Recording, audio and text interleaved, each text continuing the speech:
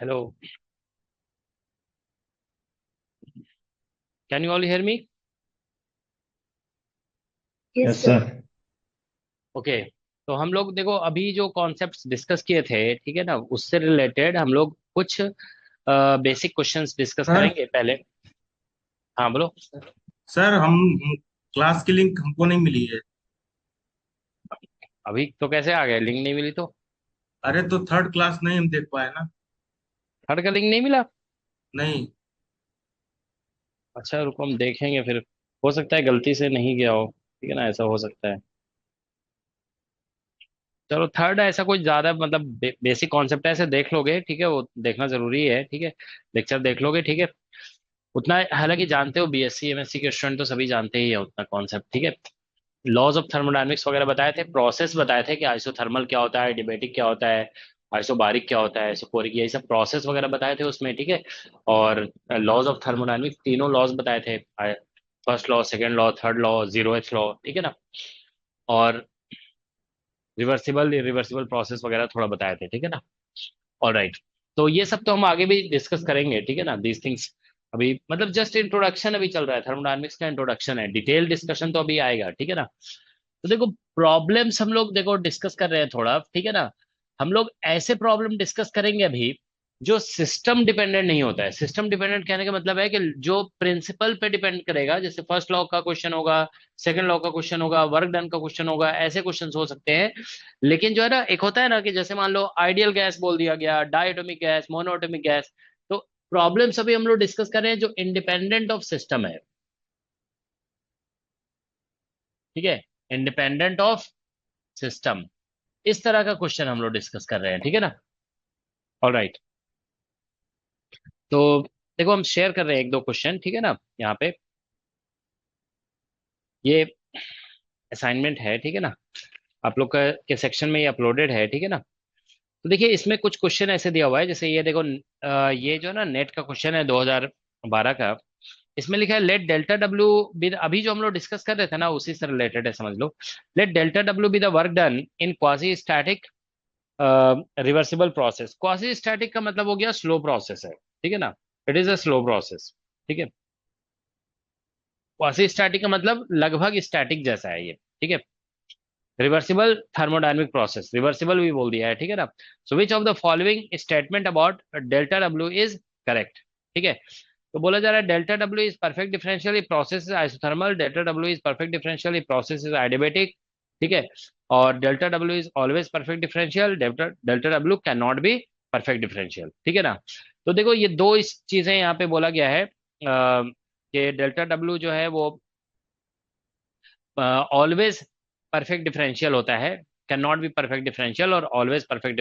Always वाला तो incorrect हो गया, आप जानते हो कि परफेक्ट डिफरेंशियल का मतलब होता है ना, जो पाथ पे डिपेंड नहीं करता है, जिसका इंटीग्रेशन इंडिपेंडेंट ऑफ पाथ होता है, that is called perfect differential, ठीक है। तो हम लोग जानते हैं कि वर्क डन तो पाथ पे डिपेंड करता है, तो इसलिए ये परफेक्ट डिफरेंशियल नहीं हो सकता है। अब बोला गया delta W can not be perfect differential, एक स्टेटमेंट है, और पहला दो स्टेटमेंट देखते हैं। Delta W is perfect differential process is isothermal, ठीक है ना। और delta W is perfect differential if process is adiabatic, ऐसा लिखा हुआ है। तो देखो यहाँ पे इसमें देखो क्या होता है कि जैसे हम लोग first law of thermodynamics use करते हैं, D Q is equal to D U और प्लस मान लो डी डब्ल्यू, ऐसे लिख देते हैं। देखो इन दोनों में बार लगा दिया है, ये इस बात को इंडिकेट कर रहा है कि ये परफेक्ट डिफरेंशियल नहीं है, और ये इन जनरल परफेक्ट डिफरेंशियल नहीं होता है। तो अगर देखिए प्रोसेस आइसोथर्मल है, ठीक है ना, आइसोथर्मल, तो इससे हमें क्या पता चला। देखो आगे चल करके आप सिस्टम के बारे में पढ़ोगे ना, तो आपको पता चलेगा कि अगर आइडियल गैस है ना, तो आइसोथर्मल प्रोसेस में change in internal energy zero हो जाता है, क्योंकि आइडियल गैस का जो एनर्जी है ना वो सिर्फ टेम्परेचर पे डिपेंड करता है। लेकिन आप आगे पढ़ोगे कि रियल गैस का जो इंटरनल एनर्जी होता है ना, वो टेम्परेचर और वॉल्यूम दोनों पे डिपेंड करता है। तो अगर टेम्परेचर कांस्टेंट भी है ना, तो उसका change in internal energy zero नहीं होता है, ठीक है ना। तो मतलब ये जो इंटरनल एनर्जी है उसके बारे में अभी हम नहीं बता सकते हैं, क्योंकि सिस्टम तो बताया नहीं ना कि सिस्टम कौन सा है, रियल गैस है या आइडियल गैस है। तो अगर हम देखिए यहाँ पे आइसोथर्मल प्रोसेस लेते हैं ना, आइसोथर्मल, तो हमको उसमें ऐसे ही लिखना पड़ेगा, you will we will have to write like this, D Q is equal to D U और प्लस डी डब्ल्यू, ऐसे ही लिखेंगे, इसमें कोई ऐसा चेंज नहीं आएगा। लेकिन अगर आइडियाबेटिक लिखते हैं, देखो आइडियाबेटिक, ठीक है ना, आइडियाबेटिक अगर हम लिखते हैं तो उसमें डी क्यू आप जानते हो जीरो हो जाएगा, ठीक है ना। Heat, there is no exchange of heat in adiabatic process. तो उस केस में आप देखिए डी डब्ल्यू जो होगा ना that is equal to D U आ जा रहा है ना, D W is equal to D U. इस केस में क्या हो रहा है कि आप देखिए कि वर्क डन जो है वो इंटरनल एनर्जी के इक्वल आ गया, सॉरी नेगेटिव आएगा यहाँ पे, ठीक है। तो मतलब ये रिलेट हो जा रहा है एक स्टेट फंक्शन से। डी यू हमने बताया कि चेंज इन डी यू जो है पाथ से इंडिपेंडेंट होता है, ये इंडिपेंडेंट ऑफ पाथ, अब दोनों इक्वल मतलब नेगेटिव जस्ट इसका हो रहा है ना। तो ये है इंडिपेंडेंट ऑफ पाथ। तो अगर आप देखिए ये इंडिपेंडेंट ऑफ पाथ है तो ऑब्वियसली ये भी इंडिपेंडेंट ऑफ पाथ हो जाएगा, ठीक है। तो इसलिए आइडियाबेटिक प्रोसेस में ये इंडिपेंडेंट ऑफ पाथ हो जाएगा, ठीक है ना। तो अगर आइडियाबेटिक प्रोसेस है तो हम कह सकते हैं कि आइडियाबेटिक प्रोसेस का वर्क डन जो है वो इंडिपेंडेंट ऑफ पाथ हो गया, ठीक है। इसलिए ऐसा कह सकते हैं, तो इसका आंसर यही करेक्ट हो जाएगा, ठीक है। तो करेक्ट ऑप्शन जो इसमें आ रहा है जो दिख रहा है यहाँ पे, इसमें करेक्ट ऑप्शन हो जाएगा D W is perfect differential, perfect differential हो जाएगा इफ द प्रोसेस इज आइडियाबेटिक। हालांकि इसमें इंडिपेंडेंट ऑफ पाथ की बात नहीं किया जा रहा है, इसमें परफेक्ट डिफरेंशियल की बात हो रही है। तो मतलब ठीक है, डी डब्ल्यू डी यू के इक्वल हो गया ना, तो ये परफेक्ट डिफरेंशियल है, ठीक है ना। This is perfect differential, perfect differential. तो ये ठीक है, ऐसा हो गया ये, ठीक है। तो ये भी परफेक्ट, ये परफेक्ट डिफरेंशियल का नेगेटिव है तो ये भी परफेक्ट डिफरेंशियल हो गया, ठीक है। तो इसमें ये भी हो जाएगा परफेक्ट डिफरेंशियल, क्योंकि ये तो होता है, ये ध्यान रखोगे internal energy is a perfect differential, ये पाथ पे डिपेंड नहीं करता है, ठीक है ना। तो this is also perfect differential, ठीक है। तो इसका सेकंड ऑप्शन करेक्ट हो जाएगा, ठीक है ना, B option is correct, okay. तो इस तरह का जो क्वेश्चंस है ना, जो इस क्या बोलते हैं सिस्टम से इंडिपेंडेंट है, वो हम लोग एक दो डिस्कस कर रहे हैं यहाँ पे, ठीक है ना। तो ये क्वेश्चन था, ठीक है ना। देखो इसमें एक दो क्वेश्चन और है, ठीक है, वो हम शो कर रहे हैं, ठीक है ना। इधर नहीं, इधर नहीं है, स्टार्टिंग से दिखा रहे हैं। देखो एक एक जैसे इस क्वेश्चन को देखते हैं। देखो ये जो क्वेश्चन है ना, जैम 2016 का क्वेश्चन है, ठीक है।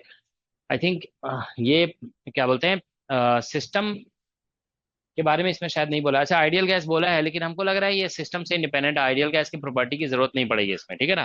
देखो लिखा है, हम आइडियल गैस अभी डिस्कस नहीं किया ना, इसलिए I am trying to avoid those type of questions, ठीक है। तो देखो लिखा हुआ है PV diagram below shows three possible paths for an ideal gas to reach the final state F from an initial state I, which among the following statements is are correct, ठीक है ना। तो इसमें से कौन सा स्टेटमेंट करेक्ट है, ठीक है ना। तो देखिए ये क्वेश्चन है, क्वेश्चन नंबर 6 है ये असाइनमेंट का, ठीक है। ये जो क्वेश्चन था वो कितना था, क्वेश्चन नंबर 93 शायद था, है ना। अभी जो हम डिस्कस किए दिस वाज क्वेश्चन नंबर 93, देख लोगे आप लोग, ठीक है ना, ठीक है। तो देखिए इसमें पीवी डायग्राम दिया हुआ है, तो एक बार हम डायग्राम ऐसे बना लेते हैं। यहाँ पे देखो दिस इज वी डायग्राम और दिस इज पी डायग्राम, ठीक है। अब इसमें देखिए एक इनिशियल पॉइंट दिया हुआ है, एक फाइनल पॉइंट दिया हुआ है इधर, ठीक है ना, this is initial and this is final. अब एक पाथ ऐसे दिया हुआ है इनिशियल से फाइनल, तो एक स्ट्रेट पाथ दिया हुआ है ऐसे, ठीक है ना। फिर एक पाथ दिया हुआ है ऐसे कर्व्ड नीचे, ठीक है। और एक ऐसे करके ऐसे दिया हुआ है पाथ, मान लीजिए, ठीक है ना। This is these are three paths. तो ये पाथ वन है, ये पाथ टू है और ये पाथ थ्री है, ठीक है। Now question says the work done by the gas is maximum along path three, ठीक है ना। तो इसमें से एक से ज्यादा ऑप्शन है, वर्क डन के बारे में पूछा गया, मैक्सिमम किसमें, minimum change in internal energy occurs along path two, ठीक है ना। Maximum heat transfer is for path one और heat transfer is path independent. तो ये तो पहले ही गलत हो गया, हम जानते हैं कि हीट ट्रांसफर जो है पाथ डिपेंडेंट होता है, ठीक है ना। दूसरी बात देखो क्या है कि इसमें लिखा है ना minimum change in internal energy occurs along path two. देखो इंटरनल एनर्जी जो है ना वो स्टेट फंक्शन है, वो पाथ पे डिपेंड नहीं करता है, ठीक है ना। तो आप ये ध्यान रखेंगे internal energy path one, path two और पाथ थ्री सभी में इक्वल होगा। चेंज इन इंटरनल एनर्जी जो सभी पाथ में इक्वल आ जाएगा, ठीक है ना। और इसमें बोला गया work done by the gases maximum along path three, ठीक है ना। तो देखिए यहाँ पे सिचुएशन ऐसा है कि इंटरनल एनर्जी जो होता है ना वो पाथ से इंडिपेंडेंट होता है। तो डेल्टा यू अगर हम निकालेंगे ना, वो पाथ वन के लिए, डेल्टा यू जो होगा वो पाथ टू के लिए, और डेल्टा यू जो होगा पाथ थ्री के लिए, ये सभी इक्वल होंगे। अब हम लोग जानते हैं कि वर्क डन जो होता है ना, work that is area under curve, area under PV diagram, PV diagram के अंडर जो एरिया होता है, ठीक है, दैट इज वर्क डन, ठीक है ना। तो हम लोग देखिए यहाँ पे जैसे इस कर्व के नीचे अगर हम जैसे यहाँ से इनिशियल पॉइंट से और फाइनल पॉइंट से अगर हम परपेंडिकुलर ड्रॉ करेंगे, तो पाथ 1 के अंडर कर्व इसका एरिया सबसे कम होगा, 2 के अंडर जो एरिया होगा वो यहाँ से लेकर यहाँ तक का होगा, थोड़ा ज्यादा होगा, 3 के अंडर सबसे ज्यादा होगा। तो यहाँ पे क्लियर ऐसे पता चल रहा है कि देखो W3 जो है ना वो ग्रेटर देन W2 है, और W2 जो होगा वो ग्रेटर देन W1 होगा। तो यहाँ पे वर्क डन सबसे ज्यादा पार्ट 3 में होगा, उससे कम वर्क डन पार्ट 2 में होगा, उससे कम वर्क डन पार्ट 1 में होगा, ठीक है ना। तो ये हो गया। अब देखो इसमें एक दो चीजें और लिखी हुई है, ठीक है ना। इसमें लिखा गया मिनिमम चेंज, तो ये तो इसमें लिखा गया work done by the gas is maximum along path 3, ये तो करेक्ट हो गया। मिनिमम चेंज ये तो गलत हो गया, सभी पाथ में इंटरनल एनर्जी सेम होगा। Maximum heat transfer is for path 1, ठीक है ना। Heat transfer is independent of path, is independent of path, तो ये तो गलत हो गया ना, क्योंकि हीट ट्रांसफर तो पाथ पे डिपेंड करता ही है, ठीक है ना। अब आप लोग देखिए इस क्वेश्चन में हम जानते हैं कि डेल्टा क्यू जो होता है that is equal to delta U और प्लस डेल्टा डब्ल्यू होता है, ठीक है ना, वर्क डन। तो अब आप देखिए कि सॉरी, दो दो बार डेल्टा डब्ल्यू लिख दिया हम, डेल्टा यू है यहाँ पे, ठीक है, डेल्टा यू। तो अब आप लोग देखिए यहाँ पे कि ये तो सेम है सभी पाथ के लिए, डेल्टा यू सभी पाथ के लिए सेम है। तो जिस पाथ में वर्क डन सबसे ज्यादा होगा उसी पाथ में हीट भी सबसे ज्यादा जाएगा, ठीक है ना। तो वर्क डन सबसे ज्यादा पाथ 3 में है, तो इसीलिए हीट जो है ना यहाँ पे ऐसा होगा, delta Q for path 3 will be greater than delta Q for path 2, और will be greater than delta Q for path 1। तो सबसे ज्यादा हीट ट्रांसफर जो हो रहा है यहाँ पे दैट इज इन पाथ 3, ठीक है ना। उसके बाद पाथ 2 में होगा, उसके बाद पाथ 1 में, क्योंकि इनिशियल और फाइनल स्टेट सेम है ना, तो change in internal energy same होगा सभी पाथ के लिए, ओके। तो इसीलिए करेक्ट आंसर इसका जो होगा इसमें सिर्फ दो ही ऑप्शंस करेक्ट होंगे। एक ऑप्शन हो जाएगा वर्क डन जो है पाथ 3 के लिए मैक्सिमम है, और दूसरा मैक्सिम नहीं, बस एक ही ऑप्शन करेक्ट होगा इसमें, ठीक है ना। मैक्सिमम हीट ट्रांसफर बोला जा रहा है पाथ 1 के लिए, ये इनकरेक्ट है, मैक्सिमम हीट ट्रांसफर जो आएगा वो पाथ 3 के लिए होगा, ठीक है। तो बस एक ही ऑप्शन करेक्ट है इसमें, ऑप्शन नंबर ए, और कोई ऑप्शन इसमें करेक्ट नहीं है, ओके। ठीक है, देखो एक एक क्वेश्चन और दिखा रहे हैं हम तुम लोग को, ठीक है, जो सिस्टम से इंडिपेंडेंट है, ठीक है ना, सिस्टम के बारे में उसमें ज्यादा डिस्कशन नहीं किया गया है।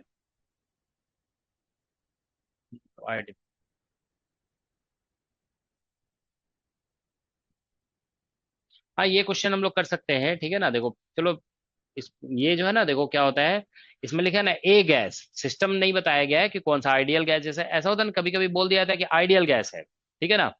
तो आइडियल गैस का इक्वेशन यूज करना पड़ता है, कभी बोल दिया जाता है रियल गैस है, तो रियल गैस का इक्वेशन यूज करना पड़ता है। अब इसमें लिखा है a gas at pressure P A and volume V A is compressed adiabatically to volume V B at pressure P B if the pressure volume relation for this gas is, ठीक है ना। तो प्रेशर वॉल्यूम रिलेशन दे दिया है, ठीक है ना।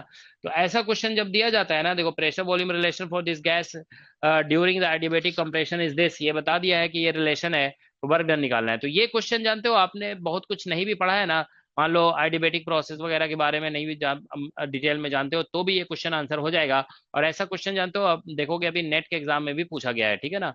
ये क्वेश्चन नंबर 15 आप लोग देखिए, इसमें P V to the power gamma is equal to, sorry, P V to the power 5/3 is equal to K दे दिया गया है। तो अगर हम आइडियबेटिक प्रोसेस का कोई रिलेशन नहीं भी जानते तो भी अब ये आंसर हो सकता है, क्योंकि रिलेशन दे दिया गया है, ठीक है ना। तो देखिए आप लोग यहाँ पे, ये क्वेश्चन बहुत सिंपल सा क्वेश्चन है, क्वेश्चन नंबर 15। इसमें हम लोग ऐसे लिख देंगे, वर्क डन होता है सिंपली पी और V to the power, P DV, P DV work done है। अब इसमें दिया हुआ है पी और V to the power 5/3 is equal to constant. तो बस हमें इसमें यही करना होता है कि हम किसी तरह से प्रेशर को एक्सप्रेस कर दें वॉल्यूम के टर्म में, क्योंकि इंटीग्रेशन यहाँ पे वॉल्यूम के टर्म में है। तो हम लोग ऐसे लिख देंगे, देखो प्रेशर इज इक्वल टू के और वी टू द पावर -5/3, तो ये लिख दिया जाएगा। तो वर्क डन देखिए यहाँ से आ जाएगा, इंटीग्रेशन के और वी टू द पावर -5/3। समझ रहे हो ना, ऐसे क्वेश्चंस होते हैं एग्जाम में जिसमें आपको आइडियबेटिक का रिलेशन नहीं भी याद है तो भी आप आंसर कर सकते हैं, क्योंकि उसमें एक्सप्रेशन दिया हुआ होता है, ठीक है ना। अभी देखोगे एक क्वेश्चन नेट का हम दिखाएंगे, वो उसमें भी ऐसे ही आया था। अब इसमें वॉल्यूम वी ए से लेकर वी बी तक चेंज हुआ है, ठीक है ना। तो यहां से आ जाएगा के और वी टू द पावर -5/3 +1 होगा, तो ये -2/3 हो जाएगा, और डिवाइडेड में -2/3 आ जाएगा, ठीक है। और इसका लिमिट हो जाएगा V A to V B, ऐसा, ठीक है ना। तो अब आप लोग देखिए यहाँ से कि हम लोग क्या करेंगे कि इसमें आंसर जो है ना वो किस में दिया हुआ है उसके अकॉर्डिंग देखना होगा, एक बार देखें। तो चलो इसमें जो है ना देखो, लिमिट पुट करोगे तो के, और यहाँ पे -3/2 आ जाएगा, और यहाँ पे 1/v⁴ v⁵ हम 2/3 लिख सकते हैं, और -1/va⁴ हो जाएगा, बस दैट्स द आंसर। ठीक है। तो देखिए यहाँ पे इसको माइनस साइन को स्विच करना चाहते हैं तो हम 3k और डिवाइडेड बाई 2 लिख देते हैं यहाँ पे, और ये बन जाएगा 1/va⁴ और -1/vb⁴ दैट्स द आंसर। ठीक है, तो ये वर्क डन होना चाहिए। अब देखो के को अगर हटाया गया होगा यहाँ से तो भी हम लोग हटा सकते हैं उसे, अभी देखो समझा देते हैं कैसे हटेगा। ठीक है, देखते हैं क्या आंसर दिया हुआ है, देखो।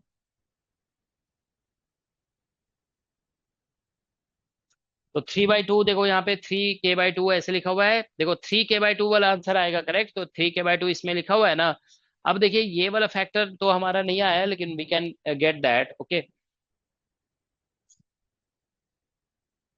3k/2 ही तो आएगा ना, -5/3 था ना, -5/3, तो 3/2 आ गया।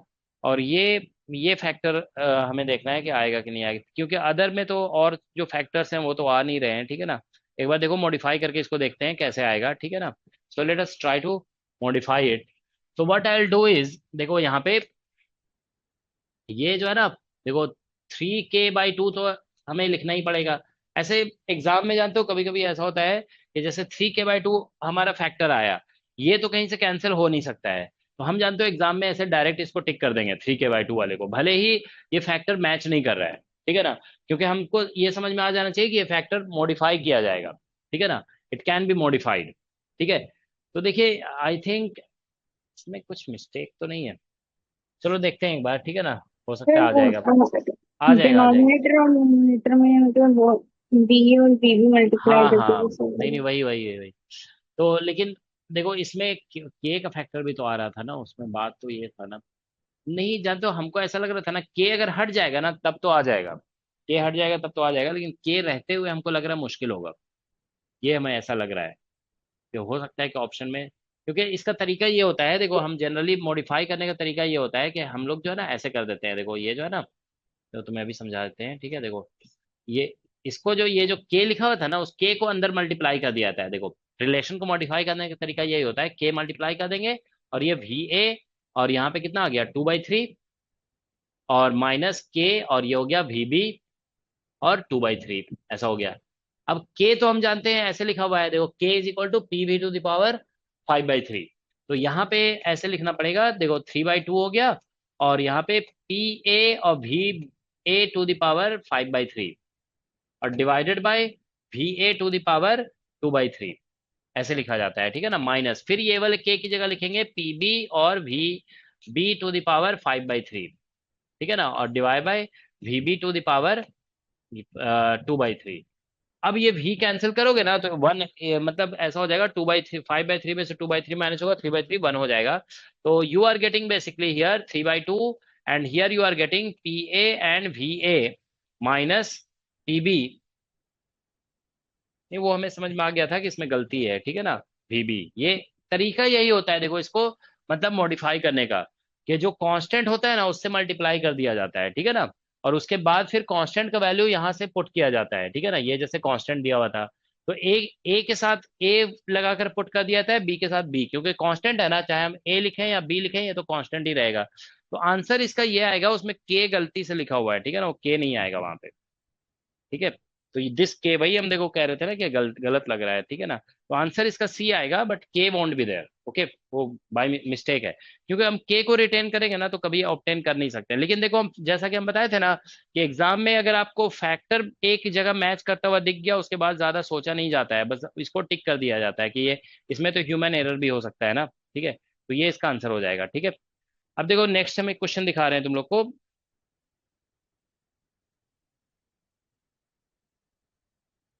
ठीक है, देखो जैसे ये क्वेश्चन है जो सिस्टम इंडिपेंडेंट है, अभी हम इसको कराएंगे, ठीक है ना, पहले उसको एक दूसरा क्वेश्चन डिस्कस कर रहे हैं, ठीक है ना। देखो यहाँ पे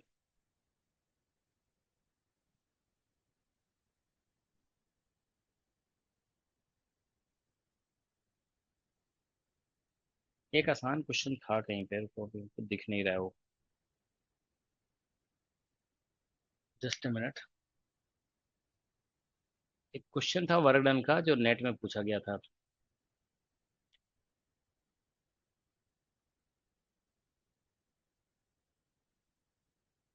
हाँ ये है क्वेश्चन, देखो ये दिस वन, देखो इसको डिस्कस करें 95, ठीक है ना।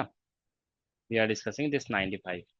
देखिए इसमें क्या लिखा है, the pressure of a fluid is related to its number density rho by the equation of state, ठीक है ना। ऐसे क्वेश्चन जानते हो बहुत आसान होते हैं, देखने में आपको डिफिकल्ट लग सकता है but these are very straightforward questions, ठीक है। तो नंबर ऑफ, देखो क्या लिखा, pressure of a fluid is related to its number, number density लिखा है, rho, rho is number density, मतलब नंबर बाई वॉल्यूम होगा ये, ठीक है ना, this is number by volume, ठीक है ना।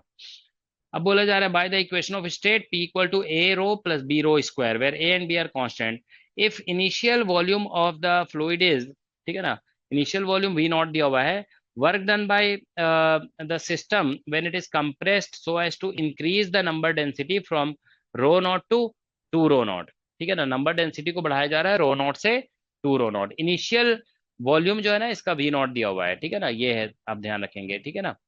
तो इसमें देखो जो इंफॉर्मेशन दिया हुआ है वो ऐसा है कि क्वेश्चन नंबर है 95। देखिए इसमें प्रेशर इज इक्वल टू लिखा गया है ए और रो प्लस बी और रो स्क्वायर।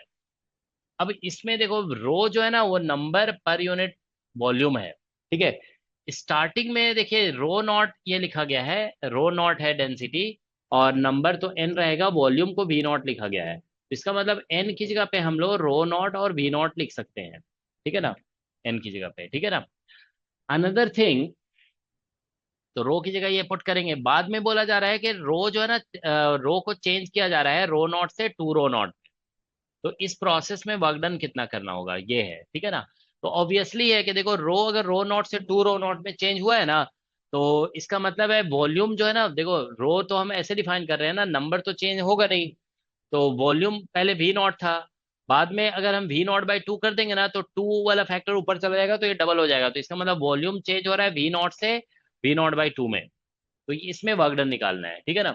तो बस ये क्वेश्चन देखो सिंपल सा है, बस इस बात को ध्यान रखेंगे, डेंसिटी क्योंकि वॉल्यूम के इन्वर्सली रिलेटेड है, तो अगर हम वॉल्यूम को हाफ करेंगे तभी डेंसिटी डबल होगा, ठीक है ना, then density will become double, okay. तो बस वर्क डन देखो नेट का क्वेश्चन है, आपने देखा इस बार भी नेट के एग्जाम में जो क्वेश्चन आया था वो हम पिछले क्लास में कराए थे, ठीक है ना, वो कितना स्ट्रेट फॉरवर्ड पीवी डायग्राम का क्वेश्चन आ गया था वर्क डन निकालने के लिए। तो कभी मतलब ये थर्मोडायनेमिक्स जान तो इजी टॉपिक है, ज्यादा डिफिकल्ट नहीं है, मैकेनिक्स और ईएमटी के कंपैरिजन में अगर देखा जाए ना तो क्वाइट इजी है ये, ठीक है ना।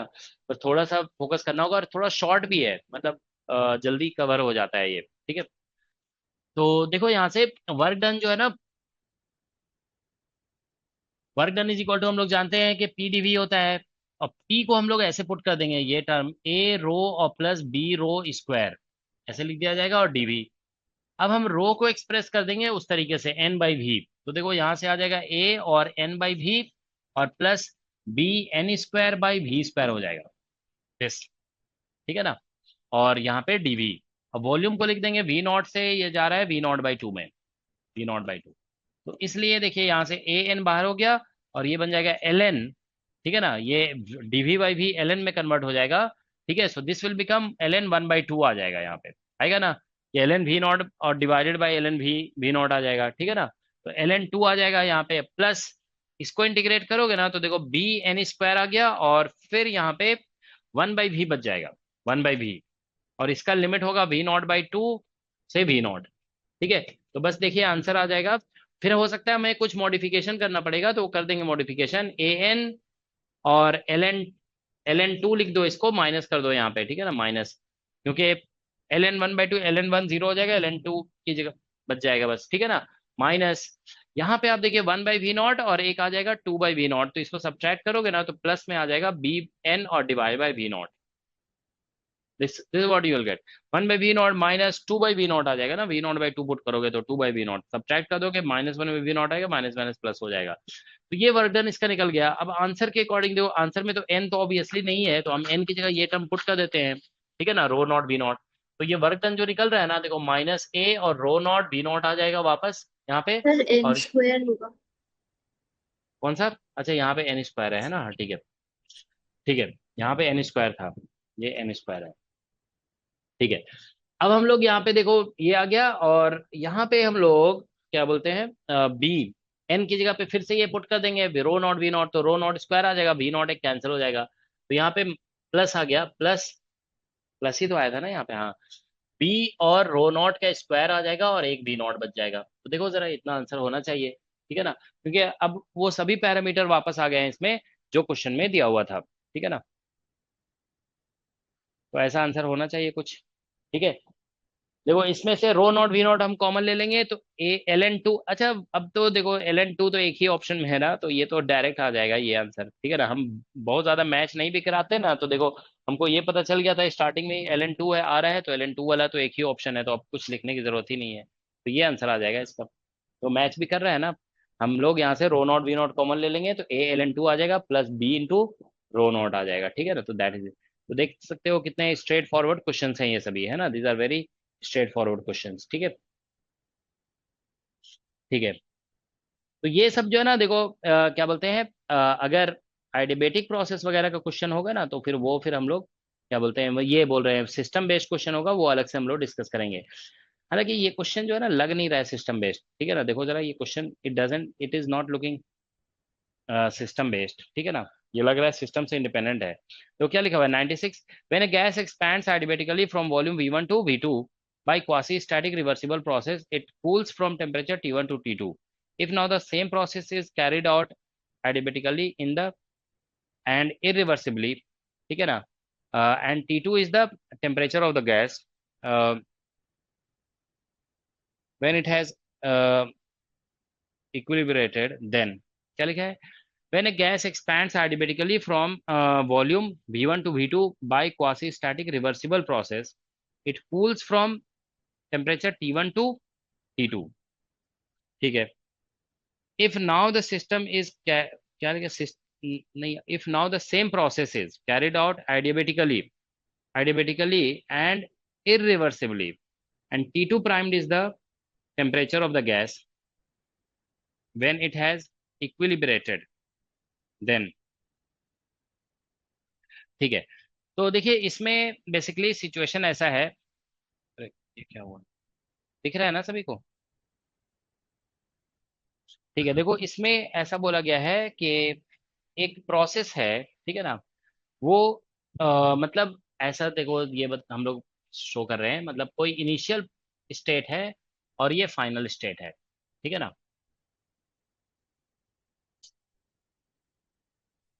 ठीक है। तो इसमें मान लो प्रेशर और वॉल्यूम का ग्राफ दिया हुआ है, ठीक है ना, तो आइडियबेटिक एक्सपेंशन हो रहा है इसमें, आइडियबेटिक एक्सपेंशन का मान लो ग्राफ ऐसा कुछ बन रहा है, ठीक है ना, दिस इज द ग्राफ, तो ये इनिशियल स्टेप है और ये फाइनल, ठीक है ना, तो इसमें कुछ वर्क डन हुआ है, ठीक है ना, टेम्परेचर बोला गया है इनिशियल टेम्परेचर T1 था और फाइनल टेम्परेचर T2 था यहाँ पे, ठीक है ना, this is final temperature T2। अब बोला जा रहा है ये रिवर्सिबल है, दिस इज रिवर्सिबल, ठीक है। अब बोला जा रहा है कि सेम प्रोसेस को हम क्या बोलते हैं, इरिवर्सिबली करते हैं, वी डू इट इरिवर्सिबली, ठीक है ना, इसमें सेम प्रोसेस बोला गया है ना, देखो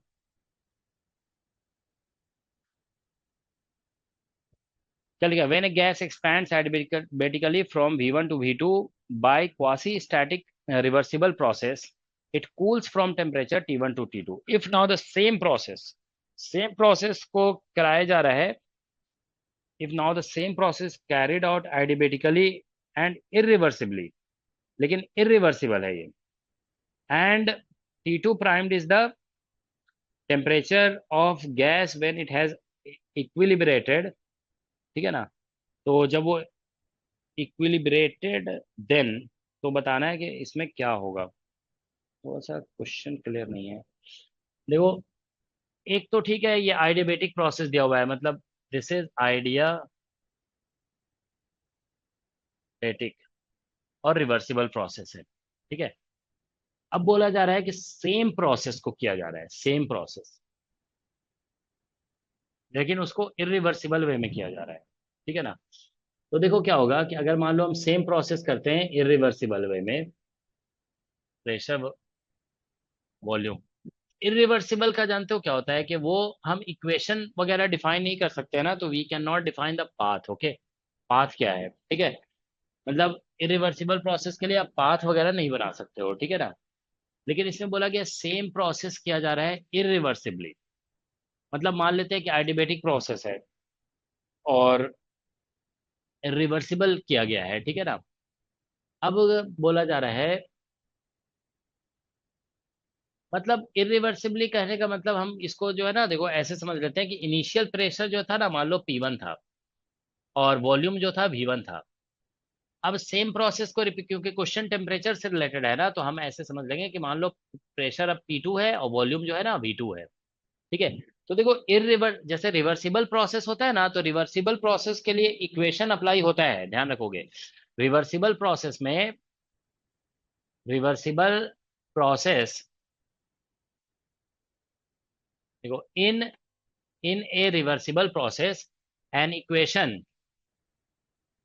इज यूज्ड। एक इक्वेशन यूज किया जाता है, समझ गया ना। मतलब जैसे मान लो आइडियल गैस इक्वेशन है या रियल गैस इक्वेशन है, जो भी है वो इक्वेशन यूज होता है। लेकिन इरिवर्सिबल प्रोसेस जो होता है ना, इरिवर्सिबल, इरिवर्स देखो इन इरिवर्सिबल प्रोसेस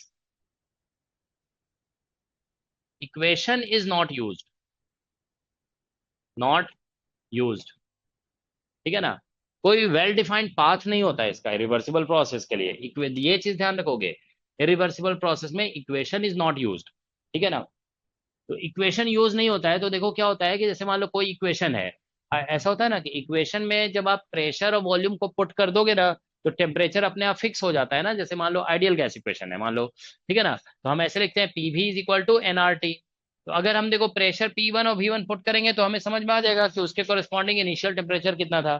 फिर P2 V2 पुट करेंगे तो हमें फाइनल टेम्परेचर भी पता चल जाएगा, ठीक है ना। क्योंकि this reversible process is basically guided by an equation, ठीक है ना। या फिर कह सकते हो is conditioned by this kind of equation. अब वो इक्वेशन कौन सा है वो तो डिपेंड करेगा सिचुएशन पे, ठीक है ना। इसमें कोई इक्वेशन नहीं होता है, तो हम ये मानकर चल रहे हैं ना, देखो बोला गया same process is carried out, तो मतलब हम मानकर चल रहे हैं कि इसमें जो इनिशियल प्रेशर और वॉल्यूम था ना, आइडियाबेटिकली इसको एक्सपैंड किया गया, तो फाइनल भी मान लो ऐसे ही आ गया P2 और V2। लेकिन इसमें क्योंकि इक्वेशन यूज नहीं हो रहा है ना, तो इससे ये, मान लो यहाँ पे इनिशियल टेम्परेचर T1 था, अब यहाँ पे प्रोसेस पता नहीं है हमें, प्रोसेस क्या था वो पता नहीं है हमें, आई डोंट नो, ठीक है ना। तो हमने कुछ ऐसे रैंडम जिगजैग पाथ बना दिया है, ठीक है ना। तो हमें पता नहीं है कि प्रोसेस क्या है, तो इसीलिए वेल डिफाइंड पाथ हम नहीं बता सकते हैं, ठीक है।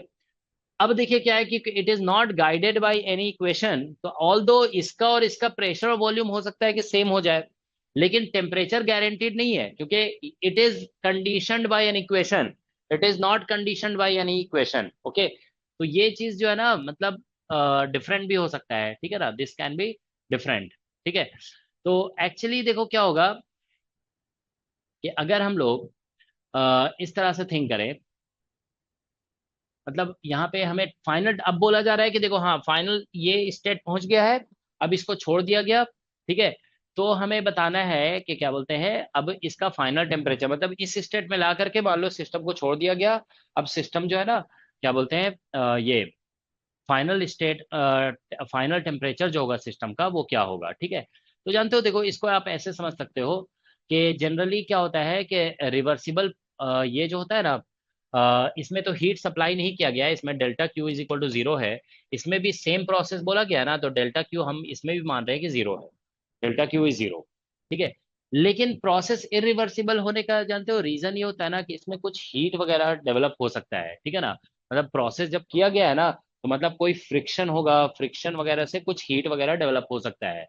तो मतलब जानते हो क्या होगा कि मतलब दोनों प्रोसेस को सेम मान रहे हैं कि इनिशियल प्रेशर फाइनल ये सब कुछ सेम माना जाएगा, ठीक है ना। हीट इसमें भी सप्लाई नहीं किया गया है, हीट इसमें भी सप्लाई नहीं किया गया है, ठीक है ना। लेकिन अब जानते हो क्या है कि जैसे मान लो प्रोसेस को कैरी आउट कर दिया गया, अब उसको सिस्टम को छोड़ दिया गया। अब जानते हो इरिवर्सिबल है ना प्रोसेस, तो मतलब ऐसा हो सकता है कि जब ये इक्विलिब्रियम में आएगा ना, when it returns to equilibrium, तो इसमें मतलब सम फ्रिक्शन वगैरह की वजह से कुछ हीट डेवलप हो सकता है, सम हीट में एंटर इनटू द सिस्टम, ठीक है ना। Heat may enter into the system due to irreversible, ठीक है, irreversible change। तो ये हो सकता है कि इस सिस्टम में कुछ हीट एंटर कर सकता है बिकॉज ऑफ इरिवर्स। लेकिन अगर हम इस कंडीशन को इसमें देखो ऐसा बोला गया ना कि प्रोसेस हो गया उसके बाद इसको छोड़ दिया गया इक्विलिब्रेट होने के लिए, ठीक है। तो अब बताना है हमें कि फाइनल टेम्परेचर क्या होगा, what is the final temperature. Process लेकिन इरिवर्सिबल है, ठीक है, दैट्स द केस। तो अगर हम ऐसे सोचें देखो कि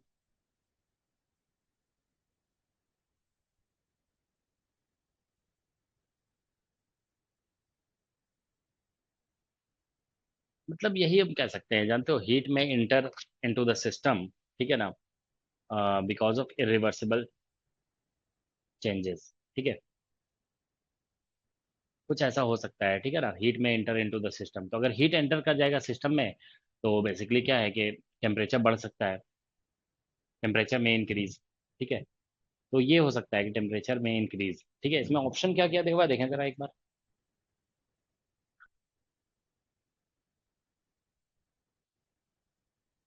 अच्छा, इसमें देखो ये सब तो हम लोग कुछ बता ही नहीं सकते हैं, ये जानते हो, these things we can not tell, समझ गया ना। देखो इसमें दूसरे में ये दिया हुआ टेम्परेचर सेम रहेगा और एक में दिया हुआ टेम्परेचर बढ़ जाएगा, ठीक है। इसमें जानते हो यही सिचुएशन होगा, ठीक है ना।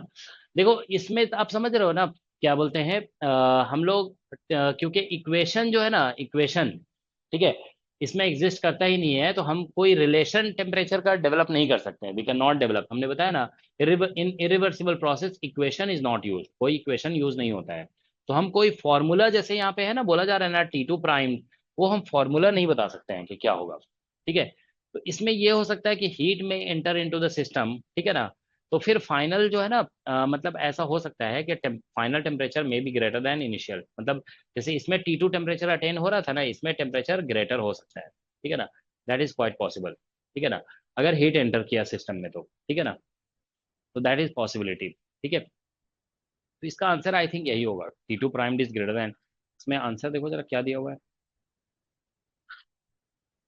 96। हाँ 96 का बी दिया हुआ है, ठीक है ना। रीजन यही होगा, देखो क्या होता है कि जैसे मतलब समझा देते हैं हम एक बार फिर भी, ठीक है ना। देखो यहाँ पे T2 prime is greater than T2, मतलब ऐसा होगा कि देखो जैसे मतलब है ना कि प्रोसेस आइडियबेटिक प्रोसेस है, आइडियबेटिक प्रोसेस को हम लोग क्या बोलते हैं कि ये प्रोसेस स्लो होता है या फास्ट होता है, बताइए। अभी बताए थे ना, fast fast fast, very fast. Fast है, हाँ देखो वेरी, हम लोग बताए थे वेरी फास्ट है। तो देखो ऐसा हुआ कि जैसे मान लो कोई सिस्टम था, इस पहले रिवर्सिबल रखने के लिए जानते हो ये वाले प्रोसेस में जानते हो क्या होगा, कि जैसे मान लो इसको हम एक्सपैंड कर रहे हैं, ठीक है ना, इसमें बोला गया ना एक्सपैंड किया गया, ठीक है ना। तो मान लो हम वॉल्यूम V1 से पिस्टन यहाँ पे था, मान लो इनिशियल पोजीशन में यहाँ था पिस्टन, अब पिस्टन को हम यहाँ ले गए, ठीक है ना, ये ऐसे पिस्टन को हम यहाँ ले गए, ये फाइनल पोजीशन है। तो हम इसको बहुत फास्ट ले जाएंगे यहाँ से यहाँ फास्ट, ठीक है ना। और इसको हम रिवर्सिबल में क्या बोलेंगे कि ये स्मूथ है, ये जो है ना स्मूथ है, ये कहना होगा, ठीक है। अब देखिए क्या होगा इरिवर्सिबल में, इरिवर्सिबल में हमें ऐसे कहना पड़ेगा, ठीक है, कि जैसे यहाँ पे था पहले ये, और ये यहाँ पे ले जाया गया, ये इनिशियल पोजीशन ऑफ पिस्टन है, मान लो ये फाइनल है, ठीक है। तो ये यहाँ से यहाँ चला गया, ठीक है ना। तो ये जो सरफेस है ना ये रफ हो सकता है, लेकिन क्या हुआ कि इस ये प्रोसेस इतना फास्ट है ना, इतना फास्ट है कि बहुत जल्दी यहाँ से यहाँ चला गया, यहाँ से यहाँ चला गया। तो उस ड्यूरेशन में कोई हीट जो जनरेट हुआ ना वो सिस्टम के साथ एक्सचेंज नहीं हो पाया, ठीक है ना। तो इसलिए वहां पे बोला जा रहा है डेल्टा क्यू जीरो है। लेकिन क्या होगा कि जो हीट तो जनरेट तो हुआ ना यहाँ पे, ठीक है, तो यहाँ चला गया, आप जा करके छोड़ देंगे इक्विलिब्रियम, इक्विलिब्रेट का मतलब होता है इक्विलिब्रियम में आने दे रहे हैं हम उसको, we are allowing the system to attain equilibrium. अब जो यहाँ पे हीट डेवलप हुआ ना वो धीरे धीरे सिस्टम में ट्रांसफर होगा, तो हीट ट्रांसफर होगा ना सिस्टम में, तो इसलिए टेम्परेचर बढ़ जाएगा, ठीक है ना। तो वही लिखा हुआ है हीट में enter into the system due to irreversible change, ठीक है। तो जब हीट एंटर करेगा ना सिस्टम में तो टेम्परेचर बढ़ जाएगा, लॉजिकल क्वेश्चन था, देखो वही हम बताते हैं कि सिस्टम से इंडिपेंडेंट क्वेश्चन है ये, ठीक है ना। आइडियल गैस, रियल गैस वगैरह यहाँ पे नहीं है, यूज हो रहा है, ठीक है। तो इरिवर्सिबल में ये वही होता है, रिवर्सिबल प्रोसेस वही बोलते हैं ना, नेचर में एग्जिस्ट नहीं करता है, ठीक है। इसमें ये सब मानना पड़ता है कि ये वॉल स्मूथ होगा, ठीक है ना, this has to be smooth, okay. Irreversible में ऐसा नहीं है, ठीक है। तो वही हुआ कि पास्ट लेकर गया ना, तो यहाँ पे हीट डेवलप हुआ, और वो जो हीट है ना बाद में सिस्टम में एंटर कर जाएगा, इसीलिए टेम्परेचर बढ़ जाएगा। और ये चीज आप ध्यान रखोगे कि इरिवर्सिबल प्रोसेस में कोई इक्वेशन यूज नहीं होता है, ये ग्राफ आप नहीं बना सकते हो, no, no path is defined, ठीक है, फॉर इरिवर्सिबल प्रोसेस,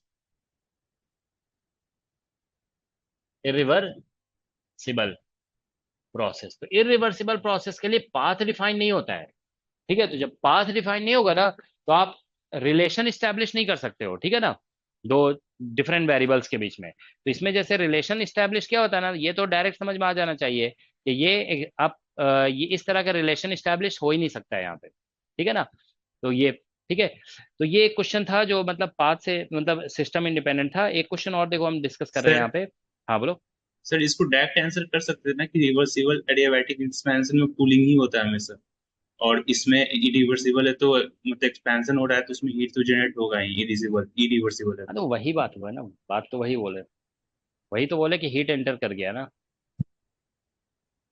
वही तो हुआ सडन। देखो आइडियबेटिक में तो पहली बात तो बोलेंगे कि हीट एंटर नहीं किया, और फिर उसके बाद इरिवर्सिबल हुआ, मतलब कुछ फ्रिक्शन वगैरह से हीट एंटर किया, तो बात तो वही बोल रहे हैं।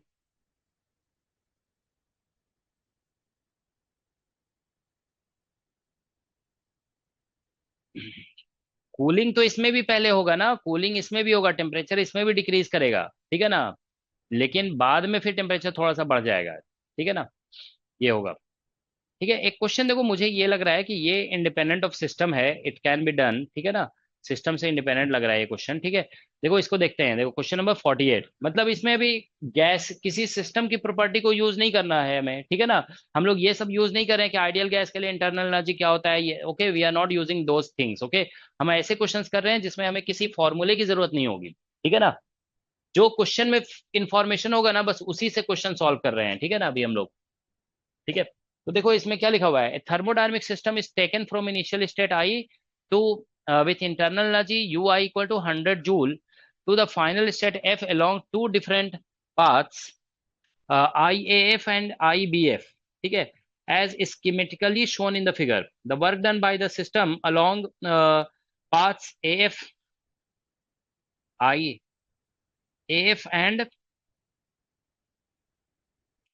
IB and BF, ये सभी वर्क डन दिया हुआ है, ठीक है ना, दिस मच। तो एक बार फिगर हम बना लेते हैं, ठीक है, तुम लोग भी फिगर बना लो, ठीक है। देखो यहाँ पे पी डायग्राम है और ये वी डायग्राम, पीवी डायग्राम है, ठीक है ना।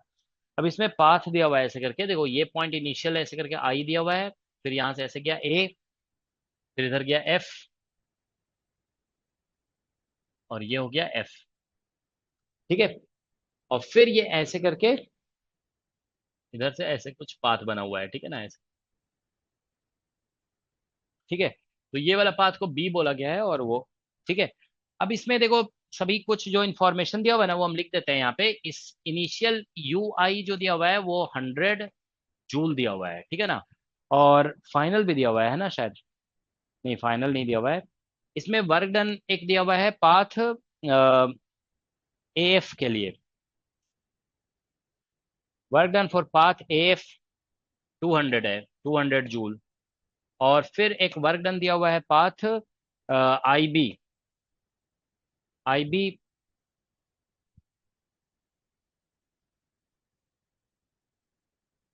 तो आई बी मतलब कोई पॉइंट है ना, यहाँ पे बी कोई पॉइंट यहाँ पे लेना पड़ेगा sir, B is a point. I B के लिए वर्क डन जो दिया हुआ है ना, that is equal to 50 joule है, ठीक है। और work done for path B F, that is 100 joule, ठीक है ना, ये दिया हुआ है, ठीक है। तो B is a point actually. The heat supply to the system along path I F, I B and B F are, ये सब लिखा हुआ है रिस्पेक्टिवली।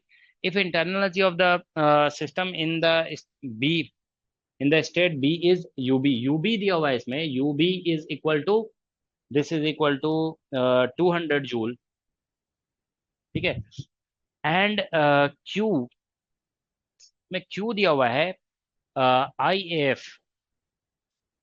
एफ पाथ में क्यू जो दिया हुआ है that is given to be 500 joule. ठीक है, तो इसमें बोला गया क्यू आई बी निकालना है हमें, क्यू बी एफ और divide by Q I B, ये रेशियो बताना है कितना होगा। ठीक है ना। तो देखो ये हमें लगता है मतलब सिस्टम से इंडिपेंडेंट क्वेश्चन है।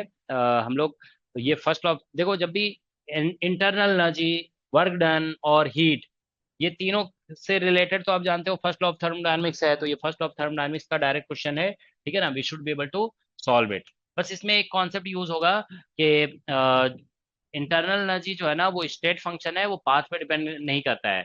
हम इस पाथ में इंटरनल एनर्जी निकालें या इस पाथ में इंटरनल एनर्जी निकालें, दोनों पाथ में इंटरनल एनर्जी का वैल्यू सेम आएगा। तो क्या क्या दिया हुआ है देखो, इस इसका इंटरनल एनर्जी दिया हुआ है, इस पॉइंट का भी इंटरनल एनर्जी दिया हुआ है। ठीक है ना। तो ठीक है, तो मतलब यहाँ से यहाँ तक में चेंज इन इंटरनल एनर्जी पता चल गया, 100 जूल हो जाएगा देखो यहाँ से यहाँ तक में चेंज। ठीक है। और ठीक है, और इसमें आई से बी तक का वर्क डन भी दिया हुआ है, तो हम आई से बी तक का हीट तो निकाल लेंगे ना, डायरेक्ट ऐसे हो जाएगा। देखो Q I B is equal to ये आ जाएगा यू आई बी और प्लस डब्ल्यू आई बी, ऐसे लिख देंगे। तो मतलब ये आई से बी तक का चेंज इंटरनल एनर्जी में चेंज होगा ये।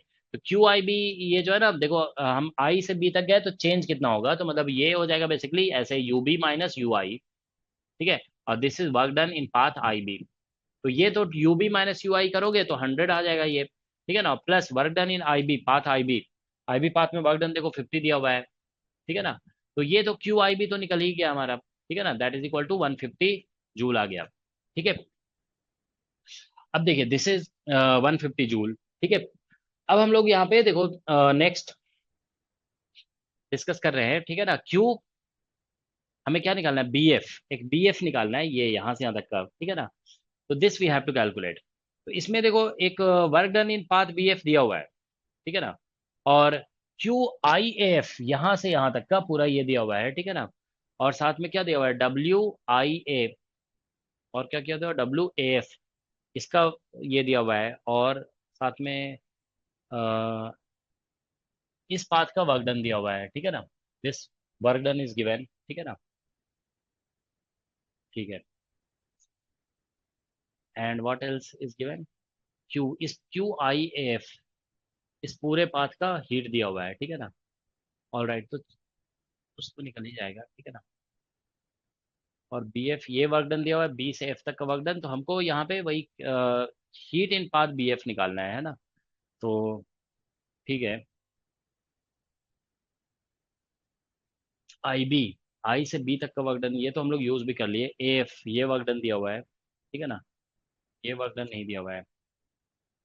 एफ एफ नहीं दिया हुआ है ना, अच्छा वर्क डन एफ दिया हुआ है, और आई से ए तक का वर्क डन नहीं दिया हुआ है, दिस इज नॉट गिवन है ना, आई एफ। तो चलो हम लोग ऐसे देखते हैं इसको एक बार। अगर हम ऐसे लिखें देखो क्यू आई एफ, ठीक है ना, तो internal energy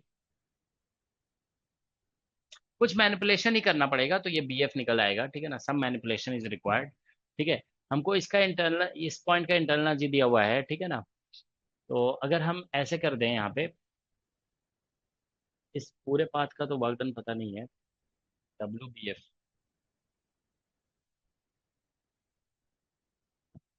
work done in path B F is given, work done in path F is also given, work done in path I F नहीं दिया हुआ है, आई बी, आई बी का heat निकल गया है। ठीक है ना, work done in I B निकल जाएगा ना, अच्छा work done in I B तो दिया ही हुआ है, एक बार थिंक करना पड़ेगा ऐसे। अभी इंफॉर्मेशन तो हम लोग क्वेश्चन से ले लिया है ना, कुछ छूट तो नहीं रहा है। अगर हम देखो इस पाथ में, चलो एक बार लिख के देखते हैं, कभी कभी ऐसा होता है ना लिखने से पता चल जाता है। ठीक है, देखो अगर हम ऐसे लिखते हैं वर्क डन, मतलब इसमें जैसे ऐसे लिखा हुआ है ना, क्यू ये वाला दिया हुआ है I A F is equal to, तो हम चेंज इन इंटरनल एनर्जी लिखेंगे, तो मतलब U in path I A F ऐसे लिखना पड़ेगा, work done in path I A F ऐसे लिखना होगा। ठीक है, तो ये हमारा गिवन है, ठीक है ना, यू आई ए एफ यहाँ से यहाँ तक आई ए एफ इस पाथ में, तो और इस पाथ में दोनों में वर्क, ये मतलब सेम ही होगा। तो अगर हम यहाँ पे ऐसे लिखते हैं क्यू आई बी एफ, ये लिख देते हैं क्यू आई बी एफ। ठीक है, तो हमारा बी से एफ तक कितना हीट जा रहा है वो तो हमको, ठीक है, तो क्यू आई बी एफ ये तो हमें हाफ तो पता चल ही गया है, ठीक है ना। तो दैट इज इक्वल टू, हम इसको यहाँ पे यू आई बी एफ ऐसे लिख देंगे, ठीक है ना, और plus work done in path I B F ऐसा हो जाएगा। तो आई बी का हीट हमारा निकला हुआ है क्यू आई बी यहाँ से यहाँ तक का, बी एफ हमें निकालना है, ठीक है। क्यू ये टर्म और ये टर्म तो कैंसिल हो जाएगा, ये हमारा दिया हुआ है, ठीक है ना, work done in I F इसका वर्क डन, और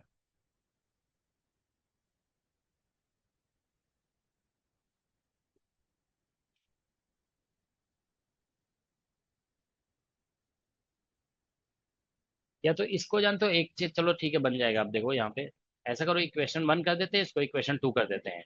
हम पूरे साइक्लिक प्रोसेस को ले लेते हैं एक बार, कंसीडर साइक्लिक प्रोसेस, पूरे साइक्लिक प्रोसेस को लेते हैं, ठीक है ना। साइक्लिक प्रोसेस में देखिए क्या हो रहा है कि अगर हम ऐसे लिखेंगे, अ, जैसे ये है ना, ही delta Q is equal to होता है डेल्टा यू और प्लस डेल्टा डब्ल्यू, ऐसा होगा। तो इसमें देखो क्या हो रहा है कि जैसे साइक्लिक प्रोसेस कैसा होगा कि क्यू आई ए एफ हमें लिखना पड़ेगा, प्लस क्यू हमें इस ऐसे लिखना पड़ेगा F B I, Q F B I ऐसे लिखना होगा, ठीक है ना, एफ बी आई। और साइक्लिक प्रोसेस है तो change in internal energy zero हो जाएगा, और इसमें वर्क डन ऐसे लिखना होगा, वर्क डन, ठीक है ना, इन आई ए एफ और plus work done in I B F, sorry F B I ऐसे लिखना होगा, work done in F B I, ये ऐसा हो गया। तो ये तो हमारा दिया हुआ है, ठीक है ना। अच्छा वो चीज़ यहाँ पे ऐड करने से शायद, बात तो वही है ना, उल्टा लिखा हुआ है बस, ठीक है ना। तो ये माइनस करें तो वो चीज़ यहाँ से भी आ रहा था सब्ट्रैक्ट करने से, ठीक है ना, क्योंकि ये आई एफ बी है, ठीक है ना, तो इसको हम उल्टा करेंगे ना तो ये नेगेटिव हो जाएगा, वो चीज़ तो यहाँ से भी आ रहा था, ये दोनों कैंसिल हो रहे हैं। ठीक है, एक बार क्वेश्चन देखते हैं, शायद हमको लगता है कुछ इन्फॉर्मेशन मिसिंग है, मतलब हम लोग से शायद छूटा हो, ठीक है ना। बहुत बड़ा क्वेश्चन है ना, देखो क्या लिखा हुआ है, यू आई दिया हुआ था, ठीक है, और ये 3 वर्क डन दिए हुए हैं, ठीक है। The final state F of the two different path shown below, the work done by the system along this or this, the heat supplied to the system along IF, IB and BF if internal energy of the system in state B state में ये दिया हुआ है, और QIF तो हमें इसका ratio निकालना है, ठीक है, this ratio we have to find, ठीक है। मुझे लगा कि ऐसा तो कुछ है नहीं इस क्वेश्चन में, बन जाना चाहिए, लेकिन हमको लग रहा है कुछ इन्फॉर्मेशन शायद मिस हो रहा है हम लोग से। हम लोग ये तो निकाल लिए हैं, ठीक है ना, QBF या सॉरी QIB, अब हमें सिर्फ चाहिए QBF ये। सर ये वर्कडन आई से ए के बीच में जीरो नहीं हो एक मिनट, जाएगा? एक मिनट, एक मिनट। अच्छा वो वर्टिकल बना हुआ है ना, वो आइसोकोरिक प्रोसेस है ना। Yes sir. अच्छा अच्छा, सही कह रहे हो तुम। एक मिनट, इसको थोड़ा पिन कर देते हैं, ठीक है। अच्छा देखो हम लोग वो चीज़ नोटिस ही नहीं किया, ठीक है ना। वर्क डन इसमें जो है ना, ऑब्वियसली आई से ए तक तो जीरो ही है, work done in I is zero, ठीक है ना, क्योंकि, ठीक है ठीक है। तो इस वाले प्रोसेस में, हाँ तो इसको अगर हम ये तो आइसोकोरिक प्रोसेस है ना, दिस इज आइसोकोरिक प्रोसेस, ठीक है, आइसोकोरिक, आइसोकोरिक प्रोसेस में वर्क डन तो जीरो होता ही है, ठीक है ना। और एफ तो दिया हुआ है वर्क डन एफ में, अच्छा तो फिर ये निकल गया ना, फिर यहाँ पे देखो ये वाले इक्वेशन से ये इसमें 1 को यूज कर लेते हैं, तो 1 को यूज करेंगे क्यू आई एफ हमारा निकल गया है, ठीक है ना, दिया हुआ है क्यू आई एफ, ये 500 हो गया। और ये इसको ऐसे ही रहने देते हैं यू आई एफ, और प्लस ये टर्म आई टू ए का वर्क डन जीरो हो जाएगा, और फिर वर्क डन बी एफ, ऐसे लिख देंगे इसको दो पार्ट में, work done in I to A और plus work done in A to F. ठीक है। अच्छा, ये चीज हम ध्यान ही नहीं दिए कि ये बिल्कुल वर्टिकल जा रहा है, आइसोकोरिक प्रोसेस है, ठीक है ना। फिर तो बन ही गया ये, है ना।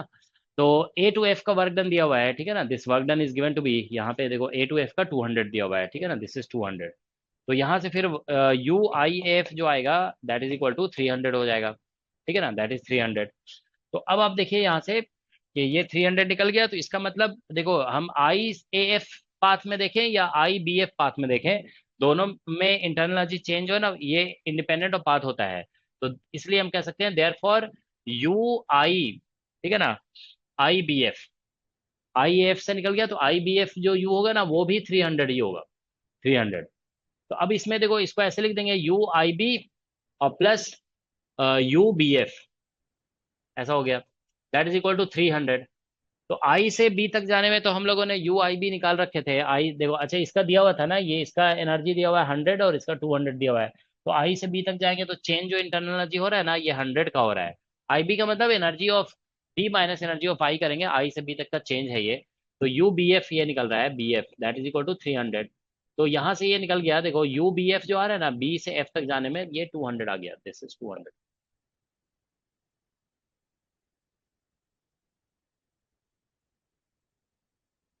ठीक है, तो बस निकल गया, यू बी एफ निकल गया। तो हम इसमें डब्ल्यू बी एफ दिया हुआ था, है ना, W B F was given. देखो अननेसेसरी टाइम वेस्ट हो गया इसमें, ठीक है ना। क्यू बी एफ को फिर हम ऐसे लिख देंगे, that is W B F, sorry, U B F और प्लस डब्ल्यू बी एफ, ठीक है ना। तो डब्ल्यू बी एफ दिया हुआ है यहाँ पे, ये 200 निकल गया, और प्लस ये जो है ना डब्ल्यू बी एफ भी हमारा 200 दिया हुआ है क्वेश्चन में, तो ये 400 निकल गया, ठीक है ना, 400। तो ये देखो क्यू बी एफ निकल गया हमारा 400, ठीक है ना। और क्या कहते हैं, आई बी हमको ये रेशियो निकालने के लिए बोला था ना, ये 150 था। तो ठीक है, रेशियो जो था ना हमारा रेशियो, ये हो जाएगा हमारा क्यू बी एफ 400 और डिवाइडेड बाई 150, ठीक है। तो बस ये कैंसिलेशन कर दो, 8 और बटा 5 हो जाएगा, मतलब कितना आ जाएगा, 3 आ जाएगा, 8/3 आ रहा है आंसर, ठीक है ना। WBF 100 जूल है। क्या कह रहे हो, 100? अच्छा वो हम गलत लिख दिए, अच्छा ये 100 था, अच्छा अच्छा, 100 था, तो हाँ। ये बन जाएगा 300, है ना, 300। तो फिर ये, अच्छा वो रेश, ये जो है ना यू, पता नहीं हम 200 कैसे लिखते हैं, ठीक है, ये 100 है डब्ल्यू बी एफ, 100 दिया हुआ है, तो 100 पुट करेंगे यहाँ से, 300 आ जाएगा, तो रेशियो जो निकलेगा ना वो 300 और बाई 150, तो फिर ये जो है ना 2 आ जाएगा आंसर, ठीक है। सो दैट्स द आंसर, ठीक है। तो एक छोटा सा इन्फॉर्मेशन देखो मिस हो गया था हम लोगों से, तो क्वेश्चन सॉल्व ही नहीं, ऑब्वियसली सॉल्व कैसे होगा जब तक इन्फॉर्मेशन कंप्लीट नहीं रहेगा। तो ये ऑब्वियसली देखो वर्टिकल है, वर्टिकल मतलब इसमें वॉल्यूम चेंज नहीं हो रहा है, वॉल्यूम चेंज नहीं हो रहा है, तो ये आइसोकोरिक प्रोसेस है, तो इसका वर्क डन तो जीरो होगा, तो ये हम लोग से मिस हो रहा था, ठीक है ना। यस। तो इसमें देखो एक इंपॉर्टेंट कॉन्सेप्ट यूज किया गया है कि इंटरनल एनर्जी में जो चेंज होगा ना, चाहे हम इस पाथ में निकालें या इस पाथ में निकालें, सेम आ जाएगा। तो ऐसे क्वेश्चंस को सॉल्व करने का तरीका यही होता है कि एक पाथ में कोई कैलकुलेशन किया जाता है, उससे जो रिजल्ट आता है ना इंटरनल एनर्जी का, उसको दूसरे पाथ में यूज कर लिया जाता है, ठीक है ना, then we get the answer, ठीक है। तो ये इसका आंसर हो गया, ठीक है, ठीक है। तो ये सभी क्वेश्चंस जो हैं वो देखिए मतलब ऐसे क्वेश्चंस थे जो सिस्टम पे डिपेंड नहीं कर रहा था, ठीक है ना, these are not system dependent, ठीक है ना। ये नहीं, ये तो सिस्टम डिपेंडेंट क्वेश्चन होगा, ठीक है। ये देखो जरा, अच्छा डायटोमिक है ना, सिस्टम डिपेंडेंट हो गया ये भी, ठीक है, दीज आर सिस्टम डिपेंडेंट। चलो ठीक है, तो आगे जो है ना जो भी क्वेश्चंस होगा इसमें, अभी तो मतलब पूरा आप लोग अटेम्प्ट नहीं कर सकते हो, अभी हम जब सिस्टम के बारे में बताएंगे ना तो उसमें बहुत सारे सिस्टम डिपेंडेंट क्वेश्चंस भी आएंगे, ठीक है। अच्छा एक क्वेश्चन और था यहाँ पे, ये इसको देखो जरा क्या है, नहीं ये सब सिस्टम डिपेंडेंट है, ऑक्सीजन दिया हुआ है ना, आइडियल गैस मान करके सॉल्व करना पड़ेगा, ठीक है ना। देखो एक क्वेश्चन नेट का था, वो हम हमें दिखा था कि वो सिस्टम डिपेंडेंट नहीं है, तो उसको जरा डिस्कस कर देते हैं, ठीक है ना, ऊपर में था देखो यहाँ पे। हाँ ये क्वेश्चन है देखो, दिस क्वेश्चन, इसमें लिखा हुआ है देखो, two different thermodynamic system are describe by equation of state. अब चाहे जो भी सिस्टम हो उसका इक्वेशन ऑफ स्टेट तो दे दिया गया है ना, ठीक है ना। सिस्टम वन ऐसे दिया हुआ है 3 Rn, मतलब इसका इंटरनल एनर्जी यहाँ से निकाल सकते हो, तो इंटरनल एनर्जी ऐसा आ जाएगा 3/2 RT और इंटू एन। फिर दूसरे का आ जाएगा 5/2, इंटरनल एनर्जी क्रॉस मल्टीप्लाई करके निकालना पड़ेगा, यू जो है ना इंटरनल एनर्जी है, ठीक है ना। यहाँ पे लिखा हुआ है ना, यू इज इंटरनल एनर्जी, देखो यहाँ लिखा है ना, वेयर दी, इसके बारे में बोला जा रहा है टेम्परेचर है, मोल नंबर है और इंटरनल एनर्जी है, ठीक है ना, of two system. And R is the gas constant. U total denote the total energy when the two system are put in contact, ठीक है ना, and attain thermal equilibrium. The ratio, तो ratio में बताना है U1 और by you total कितना होगा, ठीक है ना। तो दैट इज द क्वेश्चन, ठीक है ना। तो देखो इसमें बोला गया है एक टू डिफरेंट थर्मोडायनेमिक सिस्टम है, एक का जो है ना फॉर्म इक्वेशन ऑफ स्टेट इसको बोला जा रहा है, ठीक है ना। इक्वेशन ऑफ स्टेट ये है, मतलब आप सिंपली कह सकते हो कि दे आर, थोड़ा सा डिफरेंट वे में लिख करके वो इंटरनल एनर्जी का फॉर्मूला बता रहे हैं, ठीक है ना। And here also this is the formula of internal energy, ठीक है ना। अब बोला जा रहा है कि देखो यहाँ पे, let u denote the total energy when the two system are put in thermal equilibrium and in contact and attain thermal equilibrium ratio। तो U1 बाई यू टोटल बताना है कि रेशियो कितना होगा थर्मल इक्विलिब्रियम अटेन करने के बाद, ठीक है ना।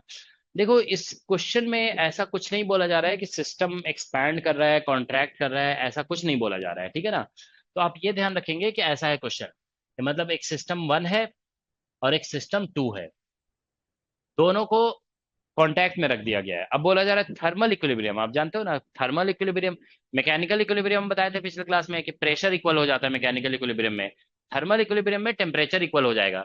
इसका टेम्परेचर T1 और इसका टेम्परेचर T2, सॉरी इक्वल कर देना होगा सिस्टम वन सिस्टम टू का थर्मल इक्विलिब्रियम। मतलब स्टार्टिंग में ऐसा था, मान लो इसको हम ऐसे बना देते हैं कि देखिए अभी तो थर्मल इक्विलिब्रियम में दोनों का टेम्परेचर इक्वल हो जाएगा। मान लो स्टार्टिंग में ऐसा था कि ये सिस्टम वन है और ये सिस्टम टू है, ये वन और टू है, इसका टेम्परेचर T1 था, इसका टेम्परेचर T2 था, ठीक है ना। तो अब देखिए मतलब मुझे समझ में नहीं आ रहा है कि क्वेश्चन पूछा क्यों है, ठीक है। देखो क्या है कि इस तरह से लिखा हुआ है कि दोनों सिस्टम को हम थर्मल इक्विलिब्रियम में पुट कर, मतलब कांटेक्ट में पुट कर रहे हैं। इसमें नंबर ऑफ मोल्स मान लो N2 है और इसमें नंबर ऑफ मोल N1 है, इसका एनर्जी U1 है और इसका एनर्जी U2 है, मतलब ये इस तरह से लिखा हुआ है before they are brought in contact. अब इसका एनर्जी देखो U1 है, अब इसका एनर्जी U2 है, ठीक है ना। और टोटल एनर्जी यू टोटल ऐसे बोला गया है, यू टोटल, ठीक है। तो हमें ये रेशियो बताना है, ठीक है ना, we have to tell the ratio. तो देखिए इसमें क्या होगा कि ऐसे बोला गया ना U1 बाई यू टोटल हमें निकालना है। तो हम ऐसे सिंपली लिख देंगे ना, एनर्जी का फॉर्मूला इसमें दिया हुआ था ना, U इज इक्वल टू, एक देखो U1 जो है ना वो 3/2 है RT, ऐसे लिखना होगा। U2 जब थर्मल इक्विलिब्रियम वाले केस के लिए लिख रहे हैं, ठीक है ना, U2 जब लिखेंगे तो ये 5, अच्छा यहाँ पे N1 भी है, N1, और यहाँ 5/2 RT और N2 आ जाएगा, ठीक है ना। तो अब आप देखिए यहाँ पे U1 की जगह लिख देंगे ऐसे 3/2 RT और N1, और यहाँ पे आ जाएगा 3/2 RT और N2 आ जाएगा। नहीं सॉरी, टोटल लिखना है ना यहाँ पे, तो प्लस, सॉरी यहाँ पे N1 कर दो, N1, और ये 5/2 टोटल लिखना है तो इन दोनों का सम लिखना होगा, 5/2 RT और N2 लिख देंगे, ठीक है ना। अब आप देखिए इसमें से क्योंकि टेम्परेचर कॉमन आ गया है वो कैंसिल हो जाएगा, 1/2 का फैक्टर कैंसिल हो जाएगा, R कैंसिल हो जाएगा, तो यहाँ पे बचेगा 3N1 और डिवाइडेड बाई 3N1 और प्लस 5N2। तो बस ये आंसर हो जाना चाहिए इसका, ठीक है, that should be the answer, ठीक है। क्योंकि देखिए फॉर्मूला इसका बताया हुआ है ना कि अलग अलग जब था तो ये फॉर्मूला है, तो दोनों को कांटेक्ट में ले आएंगे ना तो टेम्परेचर सिर्फ इक्वल होगा, फॉर्मूला तो वही लगेगा ना, इसका एनर्जी इतना लिखेंगे, इसका एनर्जी इतना लिखेंगे। अब हमको रेशियो बोला गया है निकालने के लिए, तो बस एक ये एनर्जी फर्स्ट के लिए लिख दिया और टोटल लिखेंगे तो दोनों का सम कर देंगे, ठीक है।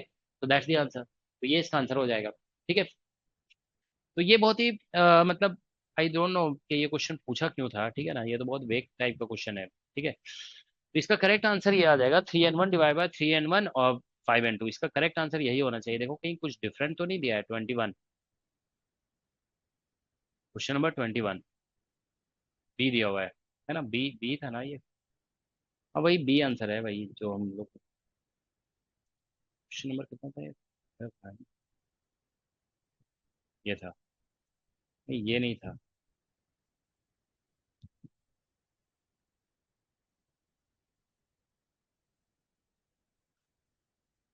कितना नंबर क्वेश्चन था? अच्छा ये था, यहाँ पे देखो दिख रहा है क्वेश्चन 21 नंबर था। 21। हाँ ठीक है। हाँ बी आंसर, देखो बी आंसर आ गया। ठीक है, ये बड़ा ही अजीब सा क्वेश्चन था। मतलब इसमें जानते हो, मतलब ऐसा सिर्फ कहना था कि जैसे दोनों को कांटेक्ट में लाया गया है, थर्मल इक्विलिब्रियम, टेम्परेचर कांस्टेंट हो गया, बस एनर्जी का फॉर्म जो इक्वेशन दिया हुआ था ना उससे एनर्जी को निकाल देना था। मतलब आई डोंट नो कि ये क्वेश्चन पूछा क्यों। ठीक है, ये तो कोई भी समझ सकता है कि इसका एनर्जी इतना है और टोटल हम कर देंगे, फिर आंसर आ जा रहा है। ठीक है, ऑल राइट।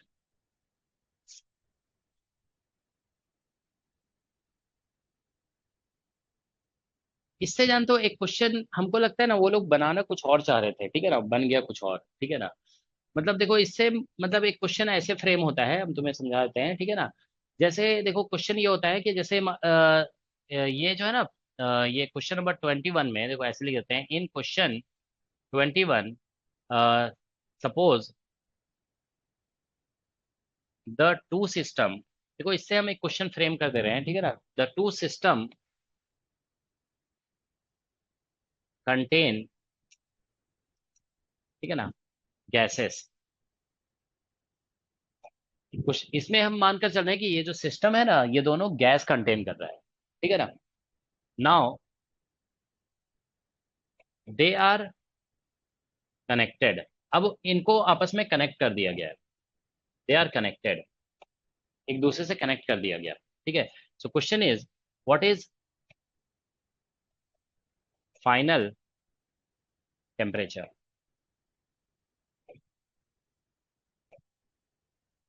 ठीक है ना, अब बताना है कि फाइनल टेम्परेचर कितना होगा। ठीक है, what is the final temperature, is that okay? तो ये है सिचुएशन। ठीक है, तो देखिए क्या होगा कि अगर ऐसा है ना कि पहले देखो ये दोनों अलग अलग था, ऐसा था। ठीक है, इसका एनर्जी मतलब इंटरनल एनर्जी U1 था, इसका इंटरनल एनर्जी U2 था। अब हम दोनों को कनेक्ट कर देते हैं। ठीक है ना, इस तरह से मान लीजिए ऐसे कनेक्ट कर दिया गया, मतलब इसमें गैस है, इसका टेम्परेचर T1 था और इसमें नंबर ऑफ मॉलिक्यूल्स या मोल जो भी बोलो N1 है। ठीक है ना, इसका ये नंबर ऑफ मोल्स बोला हुआ है इस क्वेश्चन में। ठीक है ना, चलो हम लोग इसको, ठीक है, तो ये टेम्परेचर इसका T2 है और इसमें नंबर ऑफ मोल्स N2 है। ठीक है ना, तो इसको हम ऐसे कनेक्ट कर रहे हैं। ठीक है ना, मान लो इन दोनों को ऐसे कनेक्ट कर देते हैं। ठीक है, तो अब देखिए क्या होगा कि गैस आपस में एक्सचेंज हो गया। ठीक है ना, तो इसलिए इसका टेम्परेचर टी हो जाएगा, इसका भी टेम्परेचर टी हो जाएगा। वही हमें बताना है टी क्या होगा। ठीक है, तो देखो जब ऐसा क्वेश्चन होता है ना, तो एक्चुअली क्या होगा कि अब इस मान लो सिस्टम वन है, तो इसकी एनर्जी जो है ना सिस्टम, मतलब अब पार्टिकल्स तो जो है ना सिर्फ यहाँ पे नहीं रहेंगे ना, ये यहाँ पे भी चले जाएंगे। तो पार्टिकल जो सिस्टम वन के पार्टिकल, मान लो ये जैसे ऑक्सीजन था ये नाइट्रोजन है, ऐसा भी हो सकता है। मतलब एज्यूम कि ये मान लो ऑक्सीजन मॉलिक्यूल्स हैं, ये हो सकता है कि मान लो क्लोरीन मॉलिक्यूल्स हैं। ठीक है ना, ऐसा हो सकता है। ठीक है ना, तो अब देखो क्या होगा, इसमें सिर्फ ऑक्सीजन था पहले, अब इसमें इसमें ऑक्सीजन इधर भी होगा, ऑक्सीजन इधर भी होगा, क्लोरीन इधर भी होगा, क्लोरीन इधर भी होगा, मिक्स हो गया है। ठीक है ना, मगर आइडेंटिटी तो रहेगा ही ना कि ऑक्सीजन जो था वो N1 नंबर का था, तो अभी भी यहाँ पे N1 नंबर ऑफ ऑक्सीजन है, ये तो कहना पड़ेगा। ठीक है ना, पहले यहाँ N1 मोल ऑफ ऑक्सीजन था, तो यहाँ पे भी अभी भी N1 मोल ऑफ ऑक्सीजन रहेगा ही। N2 मोल ऑफ जैसे क्लोरीन था, तो यहाँ पे भी अभी N2 मोल ऑफ क्लोरीन होगा। ठीक है ना, तो मतलब अभी देखो क्या होगा कि इसका मान लीजिए ये U1 था ना, वो मान लो बन गया अब U1 प्राइम्ड। ठीक है, और जो U2 था, मतलब ऑक्सीजन, ये U1 का मतलब हो गया एनर्जी ऑफ ऑक्सीजन। अब यहाँ पे U2 was the energy of the chlorine, तो यहाँ पे क्लोरीन का एनर्जी अब U2 प्राइम्ड हम कह दे रहे हैं। ठीक है ना, तो देखो ऐसे जो प्रोसेस होते हैं ना जिसमें गैसेस को आपस में कनेक्ट वगैरह कर दिया जाता है, इसमें कोई लॉस ऑफ एनर्जी नहीं होता है। There is no loss of energy, क्योंकि गैस किसी चीज को, देखो ऐसा होता है ना कि जैसे मान लो कोई हैवी पिस्टन है। ठीक है ना, देयर इज हैवी पिस्टन, ठीक है, जिसके ऊपर बाहर से एटमॉस्फेरिक प्रेशर लग रहा है। अब आप गैस इसको रेज कर रहा है। ठीक है ना, गैस इज रेजिंग इट, तो वो कुछ वर्क डन कर रहा होता है। ठीक है ना, यहाँ पे तो क्या बोलते हैं, गैस ने किसी पिस्टन वगैरह को पुश करके एक्सपैंड तो नहीं हुआ है ना, तो इसमें कोई वर्क डन वगैरह नहीं करता है। ठीक है ना, किसी मतलब वर्क डन जब होता है ना, तो बेसिकली क्या क्या होता है कि सिस्टम अपना एनर्जी मैकेनिकल फॉर्म में सराउंडिंग को ट्रांसफर कर रहा होता है।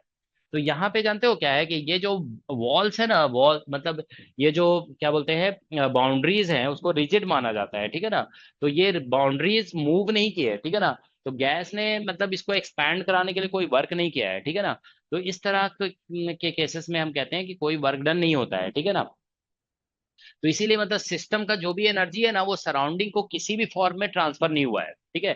तो ऐसे केसेस में कंजर्वेशन मतलब ये कह दिया जाता है कि initial energy must be equal to final energy, okay. तो ये ध्यान रखना है कि इन सच प्रोसेस,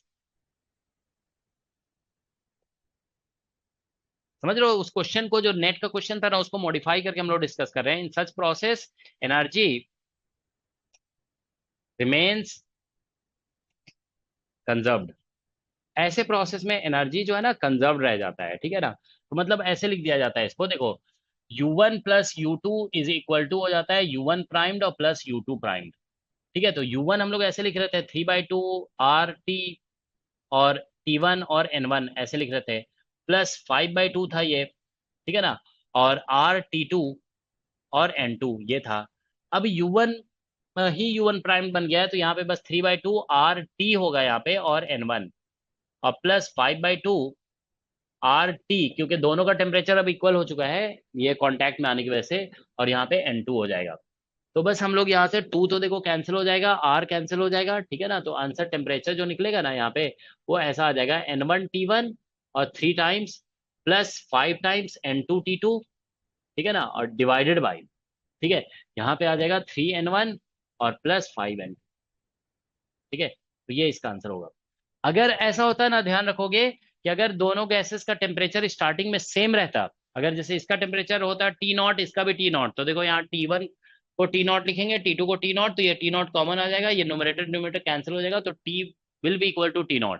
तो अगर ये ध्यान रखेंगे कि टू गैसेस अगर सेम टेम्परेचर पे हैं और फिर उसको मिक्स कर दोगे ना, ठीक है, तो फिर मिक्सचर का टेम्परेचर चेंज नहीं होता है, the temperature will remain the same, ठीक है।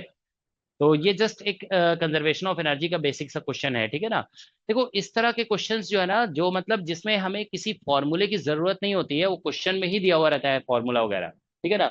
ऐसे क्वेश्चंस एग्जाम में पूछे जाते हैं, ठीक है ना। ऐसा क्वेश्चन आप देखो एक दो आई थिंक इरोडोव की बुक में भी दिया हुआ है, ठीक है ना। तो हम लोग देखो यहाँ पे इरोडोव का बुक हम के क्वेश्चन एक दो शेयर कर रहे हैं, ठीक है, सो दैट आप लोग इरोडोव से भी क्वेश्चन अटेम्प्ट करना स्टार्ट कर दें, ठीक है ना। थर्मोडायनेमिक्स में हम बताया ना SC वर्मा का क्वेश्चन अटेम्प्ट करना है, इरोडोव का भी अटेम्प्ट करना है, ठीक है ना। और जो प्रीवियस ईयर वगैरह में आए हुए हैं वो तो अटेम्प्ट करेंगे ही हम लोग, ठीक है। तो जस्ट देखो क्विकली हम एक इरोडोव का क्वेश्चन शेयर कर रहे हैं, ठीक है। प्रीवियस स्लाइड्स होगा। तो ये क्वेश्चन मॉडिफाई किया गया था, ध्यान रखोगे, ठीक है ना।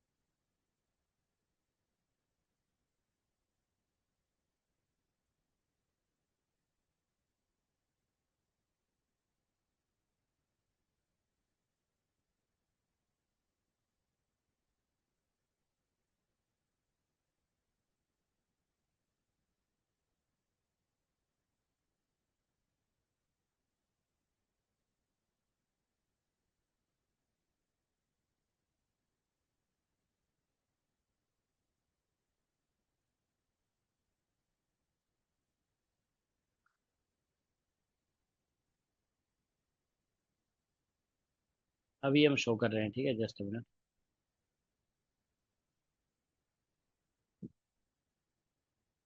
काइनेटिक थ्योरी ऑफ गैसेस वगैरह जो है ना हम अलग से फिर उसको डिस्कस करेंगे, पहले थर्मोडायनेमिक्स हम डिस्कस कर रहे हैं, ठीक है। काइनेटिक थ्योरी ऑफ गैसेस हम बाद में डिस्कस करेंगे, फिर उसके बाद फिर स्टैटिस्टिकल मैकेनिक्स स्टार्ट कर देंगे, ठीक है।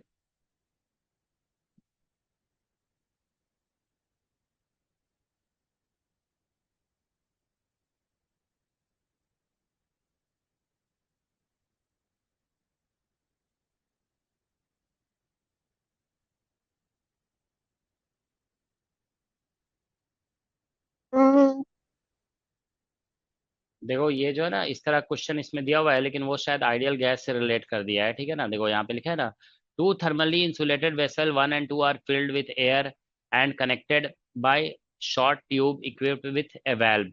The volumes of the vessel, ठीक है ना, the pressure and temperature of air, ठीक है, इन देम आर नोन, ठीक है, ये सब नोन दिया हुआ है, ठीक है। Find the air temperature and the pressure established after opening the valve. मतलब क्वेश्चन वैसे ही है कि वाल्व जैसे अभी हम बताए ना कि कनेक्ट करने के बाद, लेकिन ये जो है ना मतलब क्या बोलते हैं, आइडियल गैस मान करके सॉल्व करना पड़ेगा। ठीक है, तो अभी ये सिस्टम डिपेंडेंट है, मुझे लग रहा था सिस्टम इंडिपेंडेंट है। ठीक है, तो इसको अभी हम छोड़ रहे हैं। ठीक है ना, most of the question system dependent ही है। ठीक है,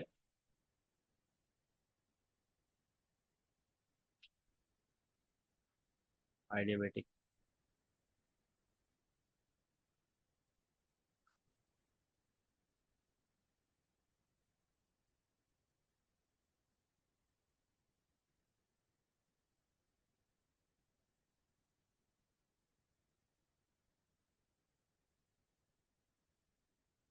मोस्टली आइडियल गैस का ही क्वेश्चन दिया हुआ है। देखो यहाँ पे जैसे लिखा, देख रहे हो ना, आइडियल गैस लिखा हुआ है। ठीक है, ये सभी आइडियल गैस के ही क्वेश्चन है। ठीक है, आइडियल गैस का क्वेश्चन तो ऐसे तुम लोग कर सकते हो, जैसे कोई भी क्वेश्चन जो है ना आइडियल गैस में, तो हमें पता ही है पीवी इक्वल टू एनआरटी एक इक्वेशन लगा देना होता है। ठीक है ना, चलो एक क्वेश्चन हम करा देते हैं। बाकी देखो आइडियल गैस में अभी हम सिस्टम हालांकि इंट्रोड्यूस नहीं किए हैं। ठीक है ना, तो लेकिन आप ध्यान रखोगे आइडियल गैस का कोई भी क्वेश्चन है ना, बस पीवी इक्वल टू एनआरटी लगा दोगे ना तो क्वेश्चन सॉल्व हो जाएगा। ठीक है, चलो हम एक क्वेश्चन करा देते हैं। ठीक है ना, जैसे इसमें देखो क्या लिखा हुआ है, N ideal gas has molar heat capacity CV. ठीक है ना, मतलब ये heat capacity at constant volume है। ठीक है, एट कांस्टेंट वॉल्यूम लिखा हुआ है। ठीक है, find the molar heat capacity of this gas as a function of its volume. अच्छा, ये जो है ना अभी इस तरह का हम डिस्कस नहीं किए हैं। ठीक है ना, if gas undergoes the following process. ठीक है, कर सकते हैं डिस्कस, लेकिन इसमें क्या लिखा हुआ है, चलो ये सब जो है ना थोड़ा सिस्टम डिपेंडेंट आ जा रहा है। चलो एक लेकिन हम डिस्कस कर देते हैं इसमें। ठीक है ना, ये डिस्कस कर देते हैं। देखो क्या लिखा हुआ है, एन आइडियल गैस, थोड़ा सा मतलब हीट कैपेसिटी का फॉर्मूला तो हम बता ही दिए ना, तो उसको यूज करके बस आइडियल गैस है। ठीक है ना, आइडियल गैस बाद में सिस्टम हम डिस्कस करेंगे, लेकिन जस्ट यहाँ पे अभी फॉर द टाइमिंग, क्योंकि हीट कैपेसिटी हम डिस्कस किए हुए हैं क्लास में। ठीक है ना, तो इसलिए किसी एक को डिस्कस कर लेते हैं। ठीक है, देखो क्या लिखा हुआ है, N ideal gas has molar heat capacity CV at constant volume.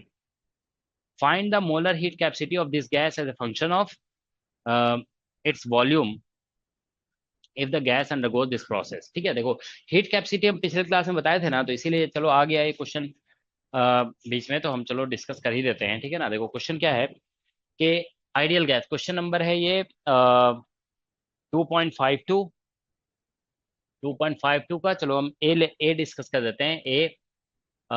ये इरोडोव का क्वेश्चन है।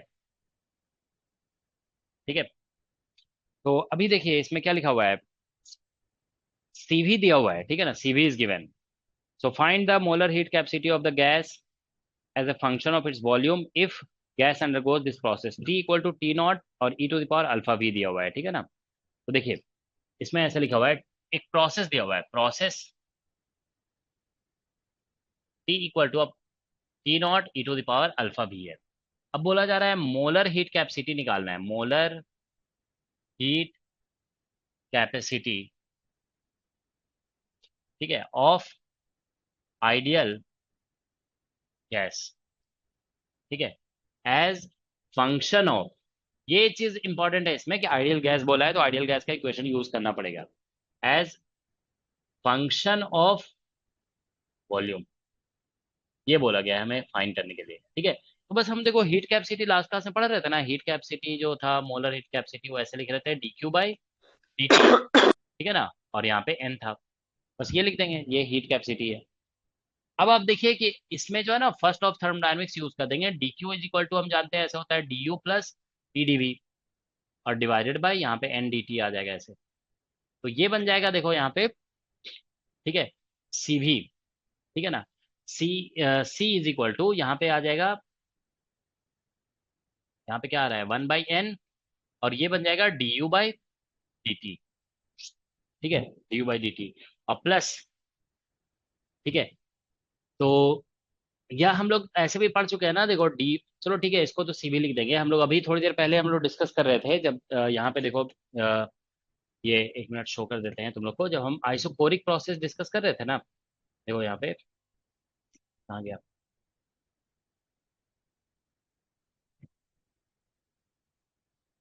देखो यहाँ ये डिस्कस कर रहे थे ना, आइसोबारिक फिर उसके बाद आइसोकोरिक प्रोसेस।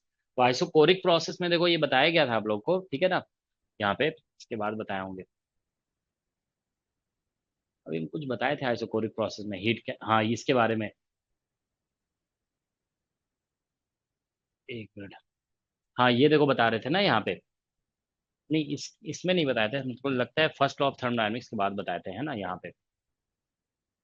हाँ फर्स्ट लॉ ऑफ थर्मोडायनेमिक्स के बाद ये देखो बताए थे, देखो डी यू जो होता है ना, देखो ये बताए थे ना, डी यू हमेशा आप N C V D T लिख सकते हो, ठीक है ना।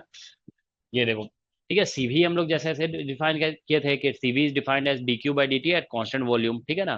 तो फिर कॉन्स्टेंट वॉल्यूम जब लगाते हैं तो डी डब्ल्यू जीरो हो जाता है, ठीक है ना। तो आप डी यू को N C V D T लिख सकते हो, ठीक है ना। तो मतलब ऐसा हो जाएगा कि डी यू की जगह N C V D T लिख देंगे यहाँ पे, देखो इसमें ये हमेशा यूज होगा, ध्यान रखोगे, ये बहुत फ्रिक्वेंटली यूज होता है। तो ऐसा करो कि ये जो डी यू लिखा हुआ है ना, उसको ऐसे लिख देते हैं एन सी वी और डी टी, और प्लस ये हो जाएगा पी डी वी, ठीक है ना, और divided by N D T. तो ये डिवाइड कर दोगे ना, ऐसे डिवाइड कर दोगे तो एन डी टी कैंसिल हो जाएगा, तो यहाँ पे आ जाएगा सी वी। तो जो हम सी निकाल रहे हैं ना, वो सी वी और प्लस पी, और ये बन गया D V by D T, this V got. Okay, अब आप देखो यहाँ पे डीवी बाई डी टी या D T by D V जो भी लिख सकते हो, ठीक है ना। तो देखो ये हमारा दिया हुआ है T is equal to T naught और e to the power lambda V, sorry alpha V. तो हम D T by D V कर देते हैं इसको, D T by D V. तो this will become T naught alpha और e to power alpha V, ऐसा हो जाएगा, ठीक है। तो D T by D V ये उल्टा लिखा हुआ है ना, इसी का रिवर्स कर देंगे हम लोग, तो ये बन जाएगा C is equal to C V और प्लस ये पी। तो अब आइडियल, अच्छा यहाँ पे डिवाइड भी तो एन भी तो आएगा ना, यहाँ पे डिवाइड करोगे तो यहाँ पे एन भी आ जाएगा। तो ये कुछ ऐसा आ जाएगा, देखो पी बाई एन है, ठीक है ना। तो पी को फिर हम आइडियल गैस इक्वेशन लगा देते हैं, आइडियल गैस इक्वेशन में पी इज इक्वल टू आ जाएगा एन आर टी और बाई वी, ठीक है ना। तो यहाँ से देखिए पी की जगह पे हम लिख देते हैं एन आर टी और बाई वी, ये हो जाएगा एन वी।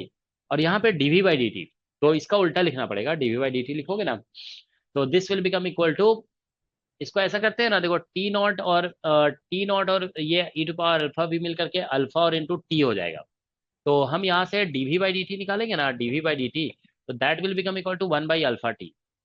तो ये यहाँ समझ रहे हो, D T by D V इतना निकला हुआ है, तो डीवी बाई डी टी करोगे उल्टा कर दो यहाँ पे, वन बाई अल्फा टी आ जाएगा। तो देखो DV by D T one by alpha T लिख देते हैं यहाँ पे, तो टी टी कैंसिल हो जाएगा, एन एन कैंसिल हो जाएगा, तो यहाँ से सी इज इक्वल टू ऐसा आ जाएगा सी वी प्लस, और यहाँ से देखिए एन तो कैंसिल हो चुका है और टी कैंसिल हो चुका है यहाँ पे, तो बच रहा है ऊपर में आर और डिवाइड बाय यहाँ पे अल्फा भी आ जाएगा, दैट्स द आंसर। तो ये इसका आंसर हो जाएगा, ठीक है। तो आप लोग ये ध्यान रखेंगे जब भी, क्योंकि हीट कैपेसिटी आपको बता दिया गया ना, हीट कैपेसिटी देखो पिछले क्लास में फॉर्मूला बताए थे, तो फॉर्मूले को ध्यान रखो, हैंडल करना इस तरीके से होगा कि जब भी हीट कैपेसिटी किसी भी प्रोसेस के लिए निकालने के लिए बोला जाता है ना, तो आपको क्या करना है, डीक्यू की जगह लगा देना है फर्स्ट लॉ ऑफ थर्मोडायनेमिक्स, और डीयू को जो है ना हमेशा यही पुट कर देना है एनसीवीडीटी, क्योंकि जब भी ऐसा क्वेश्चन आता है ना हीट कैपेसिटी का, तो सीवी के टर्म में ही आता है, ठीक है ना। तो आप यहाँ पे डी यू की जगह एनसीवी डी टी लिखेंगे, और पी डी भी ऐसे ही रहेगा, डी और ये एन डी टी से डिवाइड हो जाएगा, ये कैंसिल हो गया। और फिर जो आइडियल गैस मतलब जो इन्फॉर्मेशन दिया हुआ है प्रोसेस का, वहां से आप ये डेरिवेटिव निकाल लोगे, ठीक है ना। और थोड़ा बहुत आइडियल गैस इक्वेशन यूज करके और मैनिपुलेट करना होगा, पी बाई एन हम आइडियल गैस इक्वेशन से, ये आइडियल गैस इक्वेशन, ये आइडियल गैस इक्वेशन हमने यूज किया है यहाँ पे, ठीक है ना। तो पी का वैल्यू पुट कर दिया N R T by V, और ठीक है, और ये डीवी बाई डी डिफ्रेंशिएट किया गया है, ठीक है ना। कैलकुलेशन देख लोगे, कहीं कैलकुलेशन मिस्टेक नहीं होना चाहिए, ठीक है ना। ये T not E alpha T को फिर से वापस टी पुट किया गया था, तो इसका रिवर्स पुट कर दिया गया यहाँ पे, ठीक है ना। तो देख लेते हैं, यही आंसर होगा होपफुली। तो देखिए आप लोग, ये था इरोडोव का क्वेश्चन, ये था क्वेश्चन नंबर 2.52। अब देखो 2.52 का ए हमने करा दिया ना, देखो ए में क्या क्या आपने देखा ना कि हम लोग जो अभी तक क्लास में डिस्कस किया ना, उसके बियॉन्ड नहीं है था ये क्वेश्चन। बस हाँ थोड़ा सा बियॉन्ड है कि आइडियल गैस इक्वेशन यूज हो रहा है, तो उसको उतना बियॉन्ड नहीं बोला जा सकता है, क्योंकि आइडियल गैस इक्वेशन तो 11 12 से पढ़ रहे हो, ठीक है ना। तो बस आइडियल गैस इक्वेशन यूज हुआ है, अदरवाइज जितने भी क्वेश्चन आइडियल गैस इक्वेशन के हैं ना, वो अभी तक हम लोग जो पढ़े हैं उससे हम लोग कर सकते हैं, ठीक है ना। तो देखो इसमें क्या है कि हाँ, तो इस प्रोसेस के लिए हमें हीट कैपेसिटी बोला गया था निकालने के लिए, क्वेश्चन क्वेश्चन नंबर है 2.52, ठीक है। तो आंसर देखते हैं इसका 2.52, देखो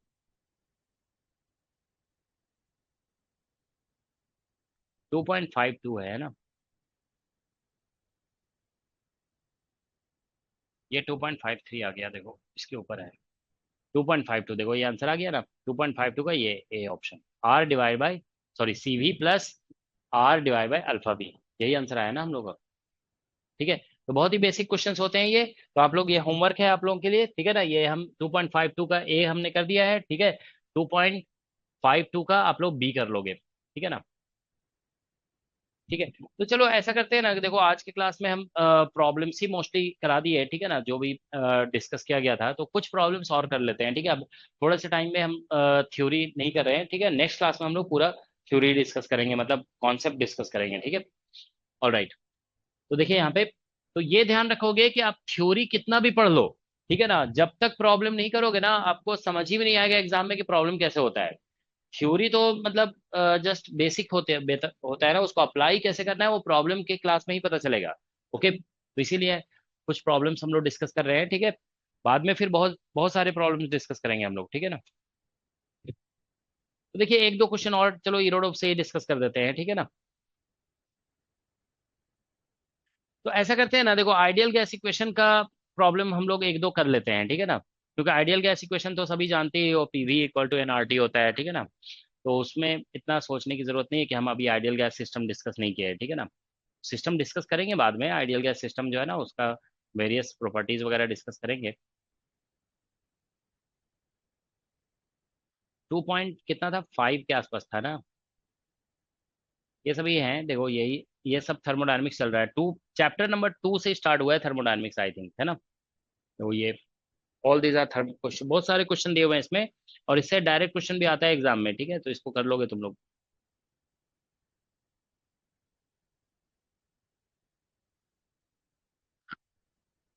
यही तो हम लोग डिस्कस करें, 2.52 है ना। एक एक क्वेश्चन और डिस्कस कर देते हैं, ठीक है। जैसे मान लो ये क्वेश्चन कर लेते हैं, ठीक है ना। देखो क्या लिखा हुआ है। अच्छा ये थोड़ा सा ज़्यादा हो जाएगा, इंटरनल एनर्जी अभी आइडियल गैस के लिए नहीं बताया ना, तो इसलिए, हालांकि तुम लोग जानते होगे, लेकिन चलो कोई बात नहीं, ठीक है। देखो इसको देखते हैं, देखो क्या लिखा हुआ है।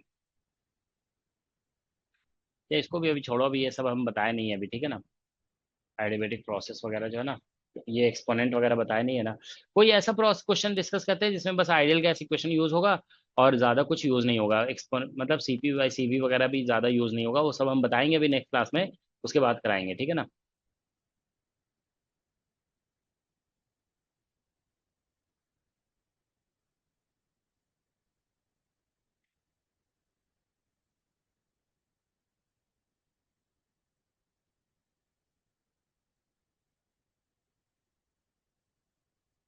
चलो एक इसी क्वेश्चन को डिस्कस कर देते हैं, ठीक है ना, दिस वन, इसमें सीपी बाई सीवी वगैरह नहीं है, बाकी ज्यादातर क्वेश्चन में जो है ना सीपी बाई सीवी वगैरह दिया हुआ है, ठीक है ना। तो ये क्वेश्चन देखो डिस्कस कर रहे हैं, ठीक है। देखो क्या लिखा हुआ है। Two thermally insulated vessel 1 and 2 are filled with air and connected by short tube equipped with valve, ठीक है। The volume of the vessel, the pressure and temperature of air in them are known, ठीक है ना। ये सब दिया हुआ है, वॉल्यूम प्रेशर टेम्परेचर सब दिया हुआ है। तो जानते हो क्या करना होगा, देखो तुम्हें हम बता रहे हैं, इसमें आइडियल गैस इक्वेशन लगा दो, पीवी इक्वल टू एनआरटी, तो उससे इसमें कितने मोल्स है ना वो पता चल जाएगा। और इसमें पीवी इक्वल टू एनआरटी लिखेंगे, पीवी टी ये सब दिया हुआ है, तो नंबर ऑफ मोल इसमें पता चल जाएगा। अब बोला जा रहा है find air temperature and pressure established after opening the valve, ठीक है ना। तो वेल्व को जब ओपन करेंगे ना, तो उसके बाद जो है हमें बताना है कि इसमें प्रेशर, फाइंड द, क्या लिखा हुआ है, find air temperature and pressure established after opening the valve, ठीक है ना। तो वेल्व को ओपन करने के बाद प्रेशर और टेम्परेचर क्या हो जाएगा, ठीक है ना, ये बताना है, ठीक है। देखो क्वेश्चन आसान सा है, ज्यादा डिफिकल्ट क्वेश्चन नहीं है इसमें। ये क्वेश्चन ऐसा है, देखो एक कंटेनर है, ठीक है, ये ऐसा है, मान लो इसमें ऐसे करके वेल्व लगा हुआ है, ये दूसरा कंटेनर है, ऐसा है, ठीक है। तो इसमें कुछ गैसेस हैं, ठीक है ना, इसका प्रेशर P1 है, वॉल्यूम V1 है और टेम्परेचर T1 है। इसमें नंबर ऑफ मोल्स मान लेते हैं N1 है। इसमें P2 है, V2 है और टेम्परेचर T2 है और नंबर ऑफ मोल्स N2 है। ये जो है ना यहाँ पे मान लेते हैं कि ऐसे करके कुछ इसमें ये लगा हुआ है वेल्व, ठीक है ना। तो एक वेल्व बना देते हैं हम यहाँ पे, ठीक है ना। Let's say this is a valve, ये वेल्व अभी बंद है, ठीक है ना, दिस इज वेल्व लगा हुआ है ना, तो मतलब ये बंद है, ठीक है ना, दिस इज क्लोज्ड। ठीक है। अब हम क्या करने जा रहे हैं कि देखो ये इनिशियल सिचुएशन दिया हुआ है, ठीक है, दिस इज इनिशियल, मतलब ये सेपरेटेड है, दिस इज क्लोज्ड वेल्व, मतलब वेल्व जो है, वेल्व क्लोज्ड है यहाँ पे, ठीक है। अब हम क्या करेंगे, इस वेल्व को हटा देंगे, ठीक है ना, इस वेल्व को हटा देंगे तो देखो क्या होगा, जैसे ऐसा होगा कि इसको हम वेल्व को हटा देते हैं यहाँ से, ठीक है ना। तो देखो वेल्व को हटा दोगे ना तो फिर क्या होगा कि इधर जो, सॉरी, ये जो है ना, ये गैसेस मिक्स्ड हो जाएंगे, ठीक है ना। मतलब अब ऐसे नहीं कह सकते हो कि इधर प्रेशर P1, ऐसा नहीं होगा, ये मिक्स हो जाएंगे, ठीक है ना। ये मिक्स हो गया, ठीक है। तो ऐसा हो जाएगा कि पूरे, मतलब जो भी गैस था, मान लो ये वाला गैस, हम जैसे कि बोल रहे थे ना कि मान लो ये गैस जो है ना हाइड्रोजन है, और ये मान लो हीलियम है, ऐसा हम कह रहे हैं, ठीक है ना। तो अब जो है ना, इसमें हाइड्रोजन था, इसमें हीलियम था, अब इसमें भी हाइड्रोजन हीलियम दोनों इसमें भी होगा, हाइड्रोजन और हीलियम इसमें भी होगा, ठीक है ना। तो दोनों में अब दोनों गैसेस होंगे, ठीक है, ये है सिचुएशन। तो देखिए इसमें जो है ना, देखो एक चीज तो कंफर्म है, इसमें क्या होगा कि टेम्परेचर चेंज होगा, प्रेशर चेंज होगा, सब कुछ चेंज होगा, लेकिन नंबर चेंज नहीं हो सकता है, नंबर कैन नॉट चेंज, ठीक है, नंबर ऑफ मोल्स तो सेम ही रहेगा ना, ठीक है। तो मतलब ऐसा है कि देखो यहाँ पे नंबर ऑफ मोल्स कितना था, N1 N2, ठीक है ना। यहाँ पे अब नंबर ऑफ मोल्स जो होगा वो, मतलब वो भी N1 और N2 ही रहेगा, total number of moles N1 plus N2 ही रहेगा, ठीक है ना। तो ऐसा करते हैं, देखो यहाँ से N1 अगर हम निकालते हैं, N1, तो ये कैसा होगा, देखो P1 V1 और बाई RT1 होगा, आइडियल गैस इक्वेशन लगाओगे, N1 का ये फॉर्मूला होगा। इसमें अगर निकालेंगे तो ऐसा होगा P2 V2 और बाई RT2 होगा, ठीक है, ये N2 का वैल्यू होगा, आइडियल गैस इक्वेशन से निकाल रहे हैं, पीवी इक्वल टू एनआरटी से, ठीक है ना। अब अगर हम देखिए इसमें, अब हम N1 निकालते हैं, नाउ कैलकुलेट N1, ठीक है ना। तो इसमें देखो हाइड्रोजन जो है ना, यहाँ भी है, यहाँ भी है। अब मान लेते हैं इसका प्रेशर P है, टेम्परेचर T है, ठीक है ना, इसका प्रेशर P है और टेम्परेचर T है, ऐसे लिखना होगा, ठीक है ना। तो देखो इसमें क्या होगा कि हमें ऐसे लिखना होगा कि P प्रेशर हो गया, ठीक है, और यहाँ पे क्या बोलते हैं, वॉल्यूम जो होगा ना, देखो हाइड्रोजन दोनों स्पेस को ऑक्युपाई कर रहा है ना, इधर भी ऑक्युपाई कर रहा है, इधर भी, तो वॉल्यूम को लिखना पड़ेगा V1 प्लस V2, जो दोनों का वॉल्यूम है ना, अब दोनों में हाइड्रोजन है, V1 प्लस V2 और डिवाइड बाय यहाँ पे RT, ऐसे लिखना होगा। और N2 जो होगा ना, वो प्रेशर P हो गया, और ये भी, ठीक है ना, यहाँ पे दोनों जगह प्रेजेंट होगा, ठीक है। अच्छा इसका, एक मिनट, ये प्रेजेंट दोनों जगह पे होगा, वॉल्यूम, प्रेशर जो है, अच्छा पार्शियल प्रेशर का कॉन्सेप्ट होता है ना, सॉरी, ये पी जो है ना टोटल प्रेशर होगा, एक मिनट थोड़ा सा हमसे मिस्टेक हो रहा है, इसमें पार्शियल प्रेशर का एक कॉन्सेप्ट होता है ना, पार्शियल प्रेशर का, ठीक है ना। एक्चुअली क्या होगा, प्रेशर को हम सेम नहीं बोल सकते, मतलब ऐसा होगा, मतलब पी जो है ना वो टोटल प्रेशर हो जाएगा, पी अगर हम बोल रहे हैं पी, तो ये this will be total pressure. तो इसमें जो है ना एक कॉन्सेप्ट होता है, वही एक्चुअली वही प्रॉब्लम आ रही है, हम आइडियल गैस के बारे में बताए नहीं है ना, तो थोड़ा सा बहुत ज़्यादा ये यूज करना पड़ जा रहा है, ठीक है ना। देखो ये P1 होगा और ये P2 होगा, मतलब इंडिविजुअल गैस का प्रेशर होगा, ठीक है ना। तो फिर हमें ऐसे लिखना पड़ेगा, N1 इज इक्वल टू जो है ना, यहाँ पे ऐसे ही इस फॉर्मूले को यूज करेंगे, तो P1 आएगा और यहाँ पे हो जाएगा V1 प्लस V2, ठीक है। और N2 जो होगा ना, N2 that will be, sorry, divide by RT, ऐसे हो जाएगा।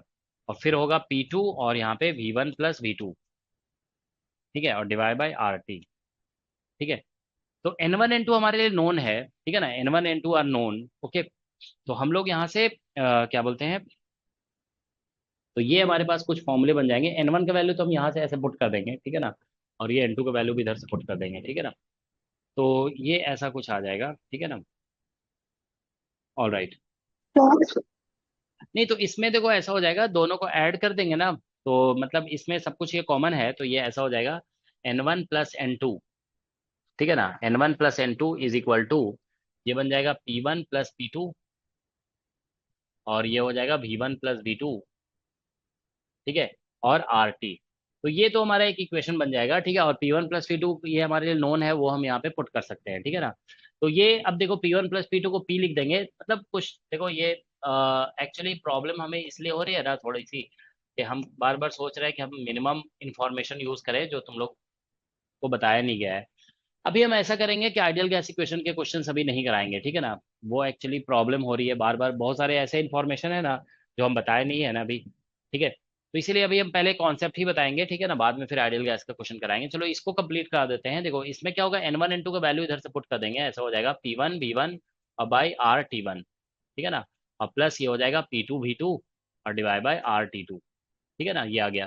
तो ये जो P1 प्लस P2 है ना वो P बन गया, ठीक है ना, दैट इज P एक्चुअली, ठीक है ना। इन दोनों को हमने ऐड किया तो ठीक है। इसको there is a concept of partial pressure, कि मतलब टोटल प्रेशर जो होता है ना वो इंडिविजुअल प्रेशर का सम होता है, ठीक है ना। तो ये P1 प्लस P2 को P कर दिया यहाँ पे, ठीक है ना। तो अब देखो इसको हम लोग कह देते हैं मान लो इक्वेशन नंबर 1, ठीक है। अब इसमें फिर वही कहना होगा कि देखो ये जो गैसेस आपस में मिक्स हो रहे हैं ना, तो no loss of energy concept लगाना पड़ेगा, नो लॉस ऑफ एनर्जी। ये थोड़ा सा तुम लोग के लिए ऐसा हो जा रहा होगा कि जो बताया नहीं गया वो हम डिस्कस कर रहे हैं, ठीक है ना। तो देखो नो लॉस ऑफ एनर्जी मतलब ऐसे लिखना होगा U1 + U2 is equal to, फिर से हो जाएगा U1 prime plus U2 prime, ठीक है। तो U1 अब देखो हम फिर से मतलब ये आइडियल गैस के लिए जो है ना बेसिकली ऐसा है, हम लोग, अच्छा इसमें गैसेस जो है ना वो मतलब दोनों एक ही टाइप के गैस बोले होंगे, ठीक है ना। इसमें डिग्री ऑफ फ्रीडम के बारे में बताया नहीं है, देखो एक बार क्वेश्चन पढ़ना पड़ेगा, ठीक है, देखें।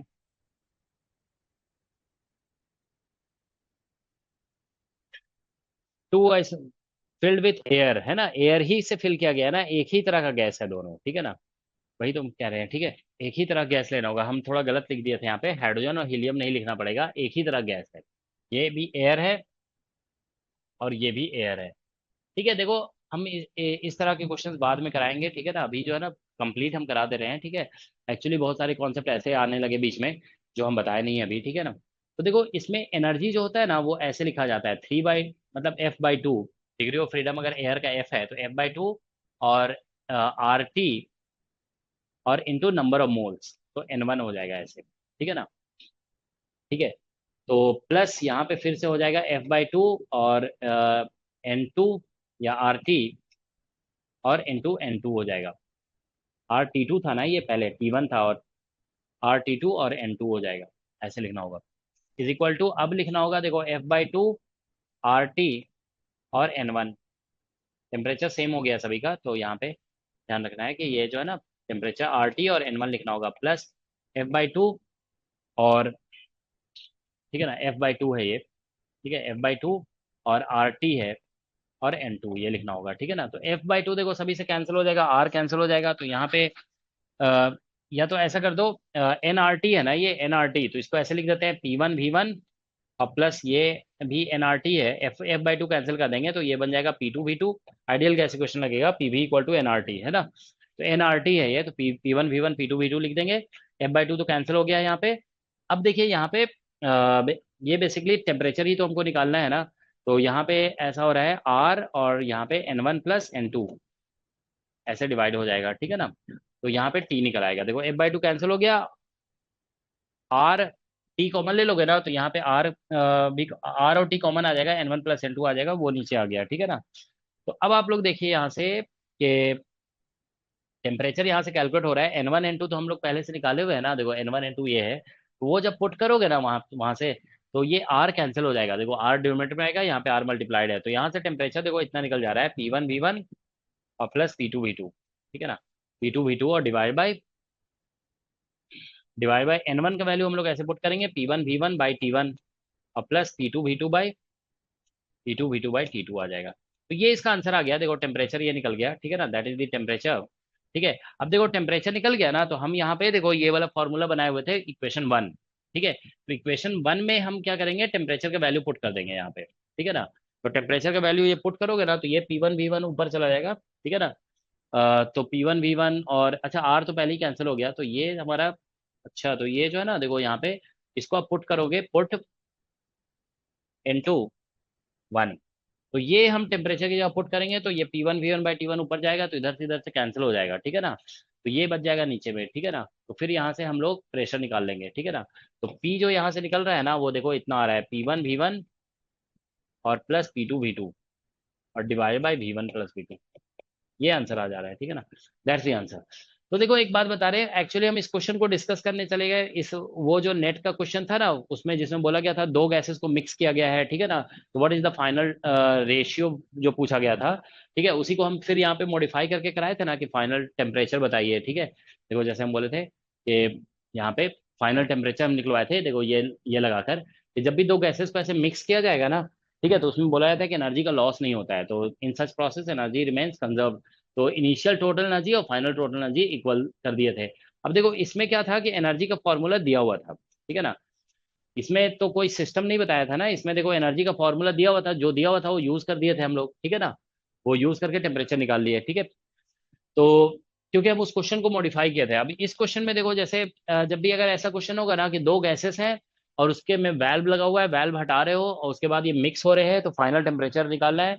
तो फाइनल टेम्परेचर निकालने का ये एक स्टैंडर्ड तरीका होगा कि आपको इनिशियल एनर्जी और फाइनल एनर्जी दोनों का सम कर दे, मतलब सम जो है ना, इनिशियल एनर्जी का सम और फाइनल एनर्जी का सम इक्वल कर देना है, ठीक है ना।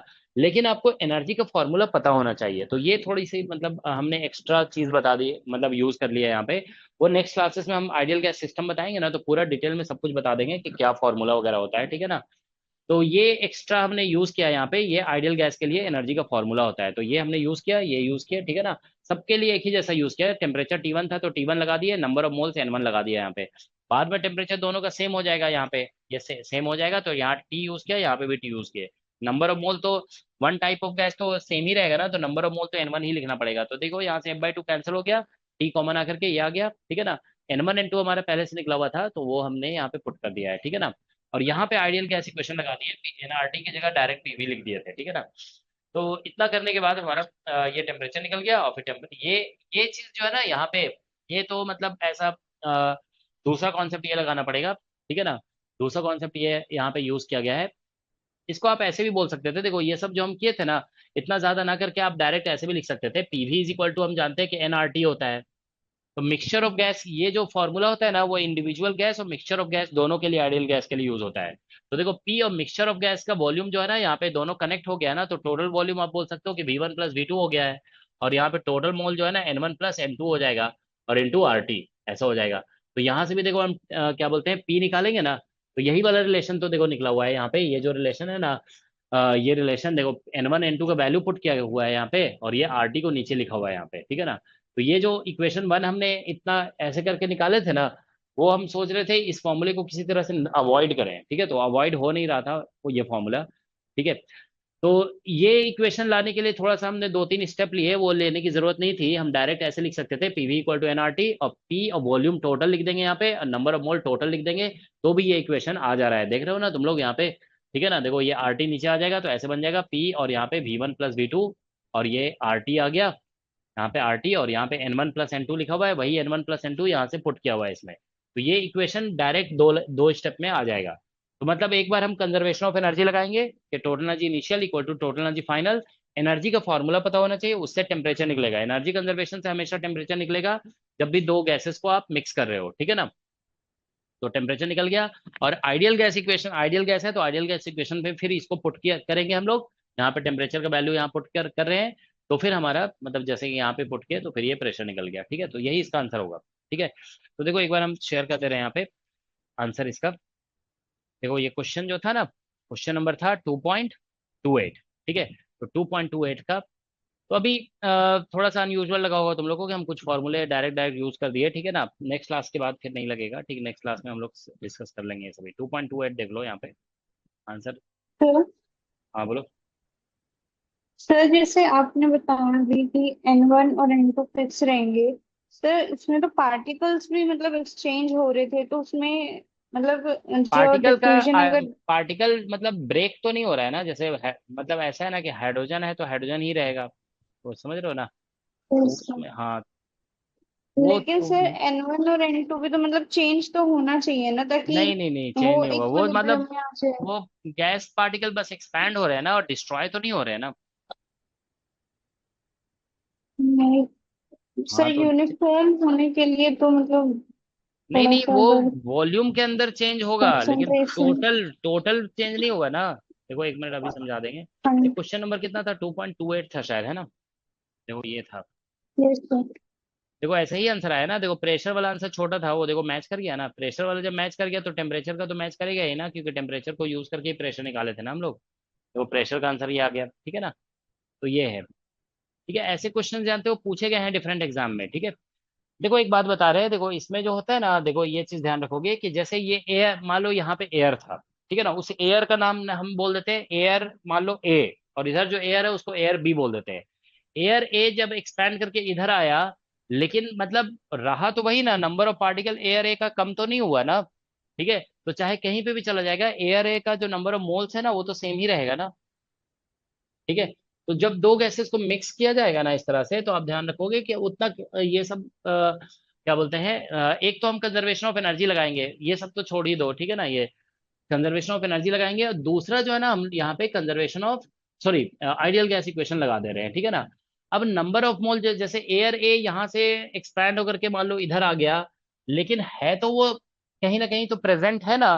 तो एयर ए के जो पार्टिकल्स थे, मान लो स्टार्टिंग में थे, मान लो ट्वाइस ऑफ एवोगाड्रो नंबर, ठीक है ना, तो वो हमेशा ट्वाइस ऑफ एवोगाड्रो नंबर ही रहेंगे, तो वो नंबर ऑफ मोल्स कभी भी जो है ना चेंज नहीं होगा, that will always remain the same, ठीक है ना। तो इसीलिए हम लोग ऐसा करेंगे, ठीक है। सर। ओके। हाँ बोलो। सर ये टोटल प्रेशर P1 + P2 कैसे लिखना है? वो तो तुम देखो आगे हम बता वही बोल रहे हैं ना, कि आगे हम लोग अभी डिस्कस करेंगे, पार्शियल प्रेशर का एक कॉन्सेप्ट होता है, ठीक है ना। कि टोटल प्रेशर जो होता है ना, वो इंडिविजुअल गैस जो मतलब तुम ऐसे सोचो कि मान लो दो लोग किसी गाड़ी को धक्का दे रहे हैं, तो मान लो total force applied by 2 person, क्या कैसे निकालोगे, force by person one plus force by person two कहोगे कि नहीं कहोगे, तुम समझ रहे हो ना। जैसे मान लो कोई गाड़ी है ऐसे, अब उसको क्या बोलते हैं, एक पर्सन यहाँ से यहाँ पे स्टैंडिंग है, एक पर्सन यहाँ पे स्टैंडिंग है, ये भी इसको धक्का दे रहा है, ये भी धक्का दे रहा है। तो अब तुम बोलोगे जो टोटल फोर्स गाड़ी पे लगाया गया वो कितना होगा, force by person one plus force by person two होगा कि नहीं होगा, बोलो। Yes sir. तो जब ये होगा तो फिर प्रेशर क्यों नहीं होगा, प्रेशर तो फोर्स बाय एरिया होता है ना, ठीक है। तो मान लो फोर्स पर्सन लगा रहा है या फोर्स एयर मॉलिक्यूल लगा रहे हैं, एयर मॉलिक्यूल भी तो वॉल पे जब जाकर हिट करते हैं तभी तो प्रेशर जनरेट होता है ना। तो इसीलिए फोर्स जैसे सम होता है वैसे प्रेशर सम हो जाएगा, ठीक है। तो ये चीज तो करने की जरूरत नहीं थी ना, देखो एक बात हम बता रहे थे कि देखो प्रिंसिपल जो हम लगाए ना वो सब सही लगाए थे, लेकिन थोड़ा सा लंबा हो गया ये, ठीक है ना। हमको क्या बोलते हैं, डायरेक्ट ये लगाना चाहिए था भाई, देखो इसको तुम अलग अलग हम देखो बेसिकली लिख रहे थे, ये जो हम लिखे ना आइडियल गैस इक्वेशन से, आइडियल गैस इक्वेशन से आ रहा है ना ये, देखो NRT is equal to PV ऐसे लिखा हुआ है, और फिर एनआरटी ये सेकंड फर्स्ट गैस के लिए लिखा गया है, ये सेकंड गैस के लिए। देखो फर्स्ट गैस जो है ना हर जगह प्रेजेंट है, तो इसीलिए फर्स्ट गैस का भी वॉल्यूम V1 + V2 होगा, सेकंड गैस भी हर जगह प्रेजेंट है, तो सेकंड गैस का भी वॉल्यूम V1 + V2 होगा।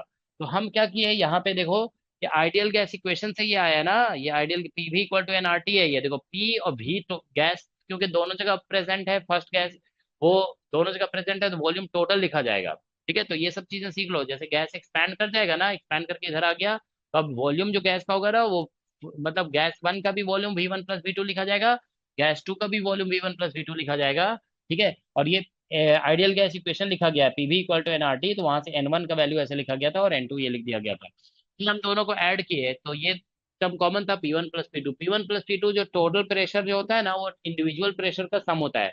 तो हम यहाँ पे जो लिख रहे थे ना आइडियल गैस इक्वेशन लिख रहे थे गैस वन के लिए, फिर ideal gas equation gas two के लिए लिख रहे थे, फिर दोनों को ऐड कर रहे थे तो टोटल नंबर ऑफ मोल बन रहा था, टोटल सम ऑफ प्रेशर बन रहा था, उसी को हम टोटल प्रेशर बोल दे रहे थे, ठीक है ना। और N1 N2 के वैल्यू जो पहले निकाले थे ना आइडियल गैस इक्वेशन से, वहां से हमने लिख दिया यहाँ पे। फिर हमने वही कहा कि इतना करने की जरूरत नहीं थी, हम एक्चुअली ये सब जो कर रहे थे ना, I was trying to avoid this thing, क्योंकि हम चाह रहे थे कि बिना एनर्जी के निकल जाए किसी तरह से, ठीक है ना, तो वो तो निकलने वाला था नहीं। तो फिर अल्टीमेटली हमने ऐसे एनर्जी यूज किया। तो हम बोल रहे हैं कि ये इंडिविजुअली दोनों गैस के लिए आइडियल आइडियल गैस इक्वेशन लिखने की जरूरत नहीं है, आप ज्वाइंटली लिख सकते हो, मतलब ideal gas equation individual gases के लिए भी अप्लाई होता है और मिक्सचर ऑफ गैसेस के लिए भी अप्लाई होता है। तो आप मिक्सचर के लिए डायरेक्ट लिख सकते हैं ऐसे PV is equal to NRT, आप ऐसे लिख देंगे। तो पी और वी जो है यहाँ पे V1 + V2 हो जाएगा टोटल वॉल्यूम, और N number of mole mixture के लिए लिख रहे हो तो टोटल नंबर ऑफ मोल लिख देना होगा, और आरटी। तो यहाँ से भी जो रिजल्ट आ रहा है और यहाँ से जो आ रहा है वो सेम ही आ रहा है, ठीक है। ठीक है, तो चलो अभी हम स्टॉप करते हैं, तुम लोग जो भी पढ़ाया गया ना वो थोड़ा रिवाइज करके आओगे, तो नेक्स्ट क्लास में हम लोग, अभी पहले 2 क्लासेस में हम लोग कॉन्सेप्ट और डिस्कस करेंगे पहले, ठीक है ना, उसके सर बाद। ऑप्टिक्स का हाँ विषय वो करेंगे करेंगे, पहले थर्मोडायनेमिक्स अभी थोड़ा हो जाए, ठीक है ना। ठीक है।